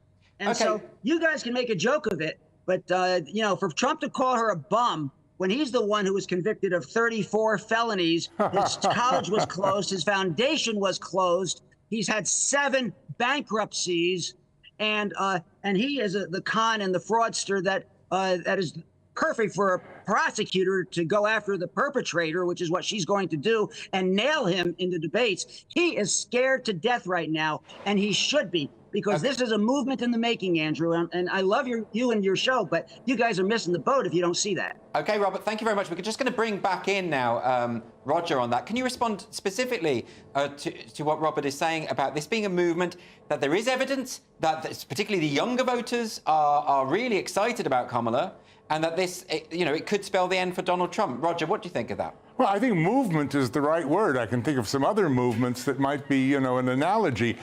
I mean, you're wonderful, Robert. I've never met you, but you're so famous, and I'm really glad to, and honored to be able to have this debate with you. But if I'm off, you're somewhere near the second furthest planet, the one just before Neptune, my friend. I mean, really. I like it out there. Yeah, good. Okay, well, enjoy it. I mean, I have to say to you, everything you've just cited, this poll and that poll and this article and this person, it's all about a nonsense. Do you know that the British bookies, I was just saying, have got Trump still on more than 2-1? I mean, let me ask you about those bookies. Please let me finish. Roger will finish his point, then I'll come straight back. I didn't interrupt you, sir. I mean, 5 minutes ago, people were talking about Gavin Newsom, so slick, and nobody thought about this lady. What happened was damage limitation. The floor fell through. Poor old Joe fell through it. Nancy Pelosi, Barack Obama, the worst president we ever had, and a whole bunch of nutters with respect, like you, sir, came up and said, what are we going to do? Oh, my God, let's grab the vice president and exclude everybody else, not give people, just like they've done here 4 times, a chance to vote on the leader of this country. Let's just shove her in like they did Rishi Sunak and Liz Truss, who were fabulous, if you know who they are, and they've stuck her in. The woman can't string a sentence together any better than Joe Biden. Okay. She's failed on the border in Mexico. I mean, she's got a track record like a train wreck, and you're telling me, can't you feel the movement? Can you feel the music? Yeah. Well, thank you, Roger. You've been very, very clear. And Bob, I want to give you the opportunity, obviously, to respond in your own time to that. Well, I love how Roger is mentioning the British bookies. How many of the last Kentucky Derby winners did they pick right? None. And so the answer is quite a few, I think. I didn't interrupt. Roger, I agreed not to interrupt you. He asked me a question. Yes, we'll get there. So, and also on the finance background that you have, Roger, it's been very successful, except that the financiers are the ones for Trump because he asked for $1 billion and he'd do whatever the oil companies want. And that's his corruption. He changed on TikTok. But Kamala's new money, came from the 0.1%. It came from Silicon Valley and George Soros and a few other people. 10 people gave her that money. Come on, what does that mean for ordinary Americans like the rest of us? Okay, $1 billion from oil, and I'll do whatever you want. That's a direct quote from his private fundraiser. This guy is slime and corrupt. If you'll be my friend, Iran, I'll give you some nuclear weapons. That's what Obama did 6 years ago. So I just want to come to Robert on this point, though. In terms of Kamala Harris, obviously there's a big disagreement going on here. The key question really is whether she can beat Donald Trump, whether that can be done. And it's not really clear that you would admit, wouldn't you, Robert, that she wasn't popular. She did have to drop out of the primaries in 2020 to avoid the humiliation of receiving so few votes. She doesn't have the... So did Biden. He ran 3 times before he finally won. So did Bill Clinton. He talked so long that he was thrown out of the presidential field when he first talked to the Democratic convention. I was standing there right along near the floor with him, my wife and I. And so lots of people have had horrible beginnings. But the thing that counts in polling, Roger, is the trending. And the trending is movement. And the movement is for Harris now. And it is either a tie or she's 2 up, depending on pick your poll. And we've only just begun. It's been 1 week. So he is getting worse and worse. And by the way, his sentencing comes up in a month, and there's going to be the mini trial in Washington that's going to be allowing the facts in and the discussion as though it's a real trial, reminding everybody of what he's done. Let me ask Roger about that, because I think that's important. Roger, can I ask you specifically about that? Because obviously the Democrats are going to be pushing the idea that he is a convicted felon. But Robert forgets to mention that those corrupt, horrible, despicable judges sitting on the United States Supreme Court have thrown out most of these cases. Duh. Yeah, all the ones that Trump claimed he lost 64 cases about the election, and he's still claiming he won. He lost 64 of 64 cases, if you remember. You remember that little detail that he lost in every court, even the ones he appointed? I know Trump. Silence. I know Trump, and I'm going to tell him that notwithstanding what you say, when he drains the swamp, I'm going to tell him Robert is not part of the swamp, so leave him alone. Well, Thank you. How magnanimous. I'd be honored. I've already, by the way, I worked in a White House for 6.5 years, on Capitol Hill for 12. I know. Okay. So I think I know a little bit about I don't know what happened to you. Somebody must have hit you in the head or something. 1 to 2% are corrupt. Those are despicable because the thing you should want in power is the ability to do the most for the most people possible. But there is the 1 or 2% corrupt, and Trump is one of them. Now, some obviously very heated disagreement, and that's fair enough because we're all about free speech here. But Robert, can I just ask you on a personal level, do you find Kamala Harris inspiring? Do you see her as a potential leader? Do you listen to her speeches and think, yes, that's the person we need? I wasn't for her in the beginning, but I've listened to her since. She is amazing. When my God, she got exciting overnight. Are you interrupting me? I'm sorry. Please let Robert finish, and then I'll come to you finally. Robert, what's your point? When she says that I know his type, and the ones who are corrupt, they're fraudsters, they're cons, they've sex abusers. He's been not guilty totally, but paid $85 million for. She knows that type, and closed and bankruptcies and college and foundation shut down. She knows that type. She will prosecute him to where he is cowering in the corner of his debate room when that debate happens. Okay, well, finally, Roger, final thought from you on that. That's all. Just laughter. Okay, well, there we go. Well, listen. It's a pleasure. I hope to meet you in person someday. Thank you both ever so much for joining me. You've made my evening, Robert. Thank you. Well, thank you to Robert and to Roger. I do really appreciate you coming on here and debating the issues. Next up on Free Speech Nation, the Tory leadership candidates failed to drum up much enthusiasm. Benjamin Netanyahu hits back at his critics, and a woman gets bitten by a horse. Yes, it's almost time for social sensations, so please don't go anywhere.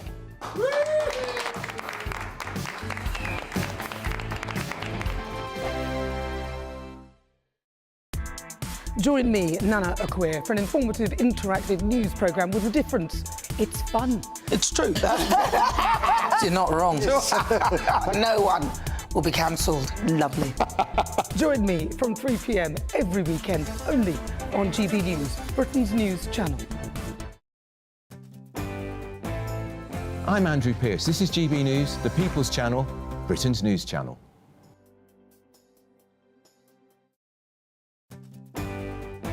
I'm Bev Turner. Thank you for joining us on GB News, the People's Channel, Britain's news channel. GB News Breakfast, every day from 6 a.m. Now, we've got a story and a half to tell you and bring you now. Our very own GB News political correspondent, who we love very much, Catherine Foster, joins us in the studio, and she's smiling, but she wasn't smiling for the past few days. 2 of her sons, Matthew and Andrew, were reported missing in Bali. I got a text from a friend saying, can you give us a call, a bit worried about them. Then spoke to a girl they'd befriended who was in Sweden, but they'd met on their travels. and she told me that they'd gone up the mountain. By the time I found out, they'd been missing for 30 hours. They'd gone up the mountain on the Tuesday night, British time. This was the Thursday morning, without a guide. And they'd told her it was really hard. And she told them to turn back, but they hadn't. And they'd sent screenshots from this app with this trail that they were following on the app, screenshots of the app in case there was a problem, and a Snapchat of a Matthew avatar at the top. And she said, I know they made it to the top because I could see that his phone had nearly died. But the trail had actually closed many years ago. So the app, we will need to make sure that that gets taken off the app. But, you know, technology saved them in the end because it was the screenshots and it was the messages that they'd sent, but they should never have been without a guide. But what were you doing during those 30 hours that Mum couldn't, when the phone died and Mum couldn't get in touch? Where were you? What were you up to? Well, we were trying to figure out the best course of action, because it started to pour with rain. The amount of rain created a river, like a stream. Yeah. We were like, oh, yeah, let's follow the stream downhill, and then the sun set, and we just had to like sleep in the bushes in the jungle. GB News, the People's Channel. I'm Emily Carver. This is GB News, Britain's news channel.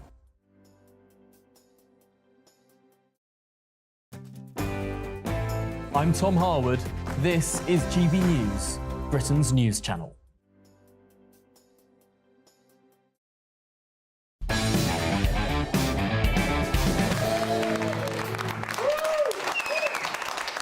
Welcome back to Free Speech Nation with me, Andrew Doyle. It's time for Social Sensations. That's the part of the show where we look at what's been going viral this week on the dreaded social media. So we're going to start with the Tory leadership race. Priti Patel has become the latest candidate to announce that she's running, but our GB News reporter found that voters in Birmingham are pretty unimpressed by her, or in fact any of the other candidates. Let's take a look. She's just not a very good politician. Yeah. And it's not what we need now. Because she's useless. She always has been useless. She put in this random business which cost the taxpayer a lot of money, and it never happened. I don't really care about them at the moment. They're not relevant, are they? They're just fighting amongst themselves, so, you know. I'm not sure. I think the fact that there are so many candidates running is a worry itself. OK, so not very impressed. No. Are you not excited by the Tory leadership? Not really excited. I mean, does anybody get excited by Tory leadership contests? No, it's not the thing that keeps me up at night. I think even the people in them aren't that excited. Yeah. But yeah, I mean, Priti Patel, I think she's got this sort of glamour. She's got this sort of I'm trying to think of a way of saying hotness. Well, you just said it. Yeah, I just said it. Well, that's fair enough. Well, talking Do you of think glamour, she is pretty? Yeah. All right, OK. Well, there we go. Fair enough. Well, you know a lot about fashion and all of that kind of I stuff. do. Does she look like she's, you know? Do you know what she reminds me of? Edwina Curry's spitting image puppet. She's got that kind of... No, there is a point to this. She has that... It's almost like she's kind of flirting every time she's speaking. I think she's a very sexual person. Well, maybe that will, that'll do the trick and she might win. Anyway, let's move on. This is Israel Prime Minister Benjamin Netanyahu, who was met by thousands of protesters when he visited the US this week, and he hit back when he addressed a joint session of Congress. Some of these protesters hold up signs proclaiming gays for Gaza. They might as well hold up signs saying chickens for KFC. Got a round of applause as well. I mean, look, Bruce, there's no denying, is there, when you've got the whole gays for Gaza, queers for Palestine, they don't... It's not the most gay-friendly part of the world, let's put it that way. No, even I know that, and I know nothing. Yeah. Like, genuinely. And when he said about KFC, I was thinking, oh, zinger, gravy, and I do like the chips. But no, I agree with you. I think if you are for that, then you have to be for being thrown off a building. Yeah, well, not many people are, Liam. No. Surprisingly. No. But, I mean, of course he got a round of applause. You always applaud the boss. Yeah. So, yeah, I mean, somebody explained it on social media in a way that didn't convince me at all, but they said it's like intersectional because gays are oppressed and they see Palestinians as oppressed. I don't see either as oppressed, to be honest. But they said, you know, there's solidarity there. But I think the solidarity just flows in one direction, and there's not a lot of Palestinians who'd be, absolutely not. I mean, that is how they think of it in terms of hierarchies. That's the intersectional idea. But look, we're going to move on because we've got some of your unfiltered dilemmas that have come through. Thanks very much for writing in. This is a dilemma from Charlotte. And Charlotte says, my other half has said his friend can stay at our flat for 2 weeks. I have several issues with this, not least that the spare room doubles as my walk-in wardrobe. Oh, get her. Oof. Am I right to be annoyed, and should this hanger-on contribute to household costs? Oh, Charlotte, how entitled are you, really? And a walk-in, she doesn't sound well dressed, so I don't believe that it is a walk-in. No, I'm just like, no, That's Charlotte. Your prejudice, though, Bruce. Isn't No, well, exactly. Right. That's the whole thing. It does seem a bit. I mean, you can't be calling guests to the house a hanger-on, and it seems you can. But how long is it? And also, you've got to say. You can't just say to your missus like, "Oh, my mate's coming to stay for 2 weeks." Can't you? Like, no, you got to say like, "Is it okay if Darius comes to stay for 2 weeks?" Yeah. It's funny how you mentioned Darius. Yeah. Well, I mean, I don't know. It seems a bit much. Anyway, we've got time for one more dilemma. This is from Sean. Sean says, all of my mates are big Democrats and hate Trump, but I secretly have a bit of a soft spot for him and want to see him back in the White House. Should I have a debate with them or keep quiet and not rock the boat? There's a lot of shy Trump fans, aren't there? There's a lot of that. Shy Trumping. Shy Trumping. Shy Trumping, yeah. Which is a whole different level. Do you think that if you were a Trump supporter, you would... If I was a Trumper? You would talk about it? I don't know. Yeah, I would talk about anything that I'm interested in or for. Yes. Normally, when I talk, it's who I'm against. Yes, that's right. Which is humanity. And people with their feet out on trains. Oh, honestly, she was cricking. You could hear her bones. So, Leo, I mean, this is why the polls keep getting things wrong. People are embarrassed to admit that they're voting Brexit or Tories. Yeah. People are embarrassed to admit they support Trump. So might this... work in his favour? So this guy's with all his Democrat mates, and he's a shy Trumper. He secretly supports Trump. They all secretly support Trump, and they're all going to be arguing with each other when they all secretly support the same guy. That's what it is? They all actually completely think he'll be the right way to go. Yeah, absolutely. Very interesting, particularly with Kamala Harris, because I can't imagine her sort of generating much interest amongst the Democrat voting base. Or the gays. Yeah, I mean, well, that's the thing, because we're kind of in an echo chamber. It's hard to tell. OK, well, look, thanks for joining us for Free Speech Nation. This was the week when Kamala Harris edged closer to Donald Trump, Labour ditched plans to protect free speech at universities, and 2 Just Stop Oil vandals realised that being posh and entitled doesn't give them the right to break the law. Thanks ever so much to my panel, Bruce Devlin and Leo Kearse, to all my brilliant guests this evening. And by the way, if you want to join us live in the studio and be part of the audience, just go to www.sroaudiences.com and apply there. Mark Dolan's on next. Headliners is on at 11 o'clock. Please join us next week for Free Speech Nation. Thanks ever so much. Goodbye.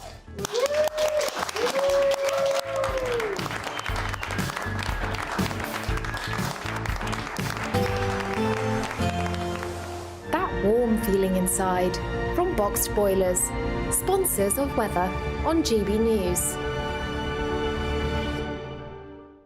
Hello there, welcome to your latest GB News weather forecast from the Met Office. High pressure in charge the next few days. It stays largely dry and warm, plenty of sunshine, though turns increasingly humid, and we see the risk of thunderstorms increasing as we get towards the middle of the week as this area of low pressure moves in from the south. Something to stay tuned to over the coming days. But for the rest of Sunday and overnight, it's a quiet night to come. Plenty of clear skies across England and Wales. Thicker cloud across Northern Ireland, perhaps into southern Scotland, could give 1 or 2 light showers. And temperatures for the vast majority holding up in double figures, 12 to 16 Celsius to start Monday, and a dry note for many. If we zoom into Scotland, we can see a cloudier start here, but some sunny spells. A weak weather front bringing some patchy rain across the Western Isles. A few shallow mists and fog patches quickly clearing. And again, hazy sunshine for Northern Ireland, Northern England as well, but largely dry, temperatures in the mid to high teens. And plenty of blue skies across the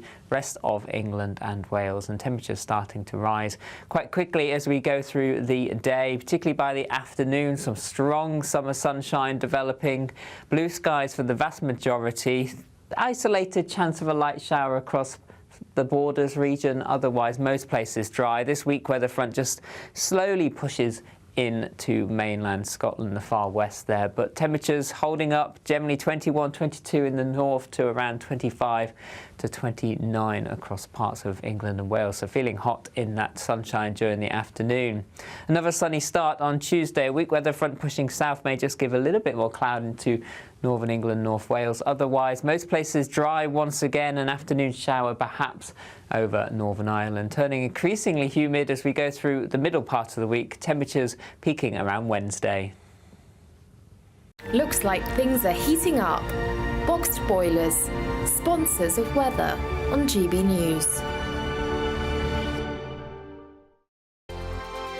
Celebrate a spectacular summer with your chance to win an incredible £30,000 in tax-free cash in our Great British Giveaway. It's the biggest prize of the year so far, and it's totally tax-free. What would you spend that on? Luxury holidays, a new car, or just put it away for a rainy day? Whatever you do with £30,000 in tax-free cash, make sure you don't miss out on a chance to make it yours. For another chance to win £30,000 in tax-free cash, text cash to 63232. Text costs £2 plus one standard network rate message. You can enter online at gbnews.com/win. Entries cost £2. Or post your name and number to GB07 PO Box 8690 Derby DE1 9TT.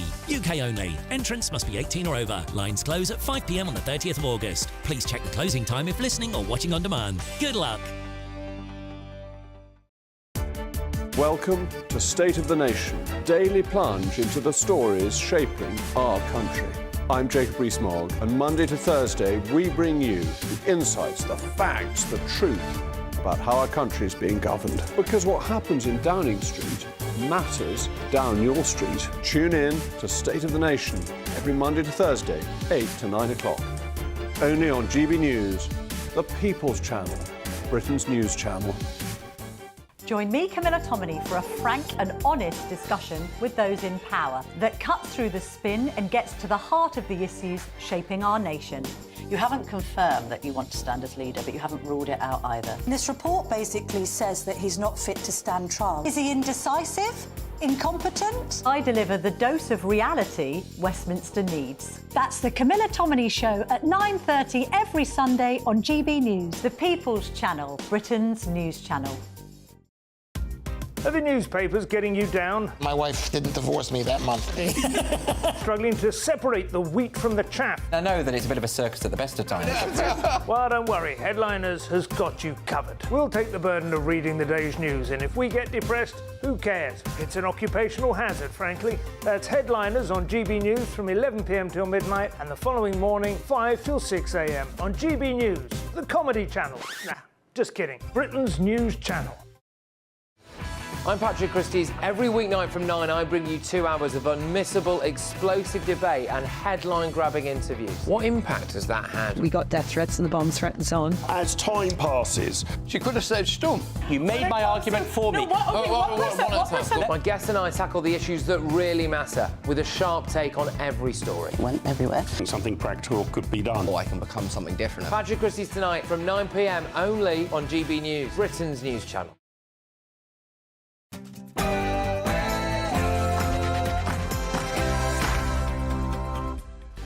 Good evening, it's 9 o'clock on television, on radio and online in the United Kingdom and across the world. This is Mark Dolan Tonight.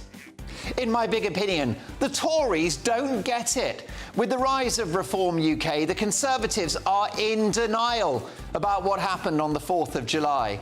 So far, the uninspiring leadership election has failed to acknowledge a clear message from voters.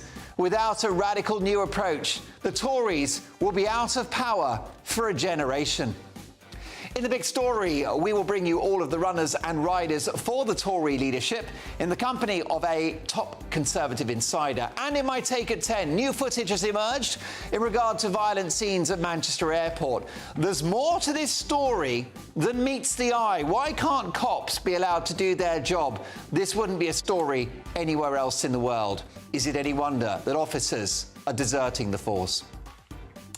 And can Team GB break all Olympic records this year? I'll be asking legendary British sprinter Darren Campbell, MBE.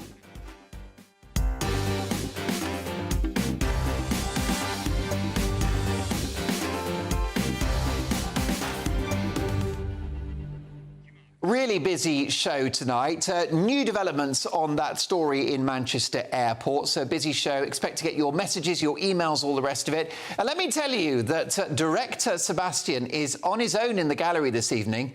So anything could happen. 2 hours of big opinion, big debate and big entertainment. I'll see you after the headlines and Ray Addison.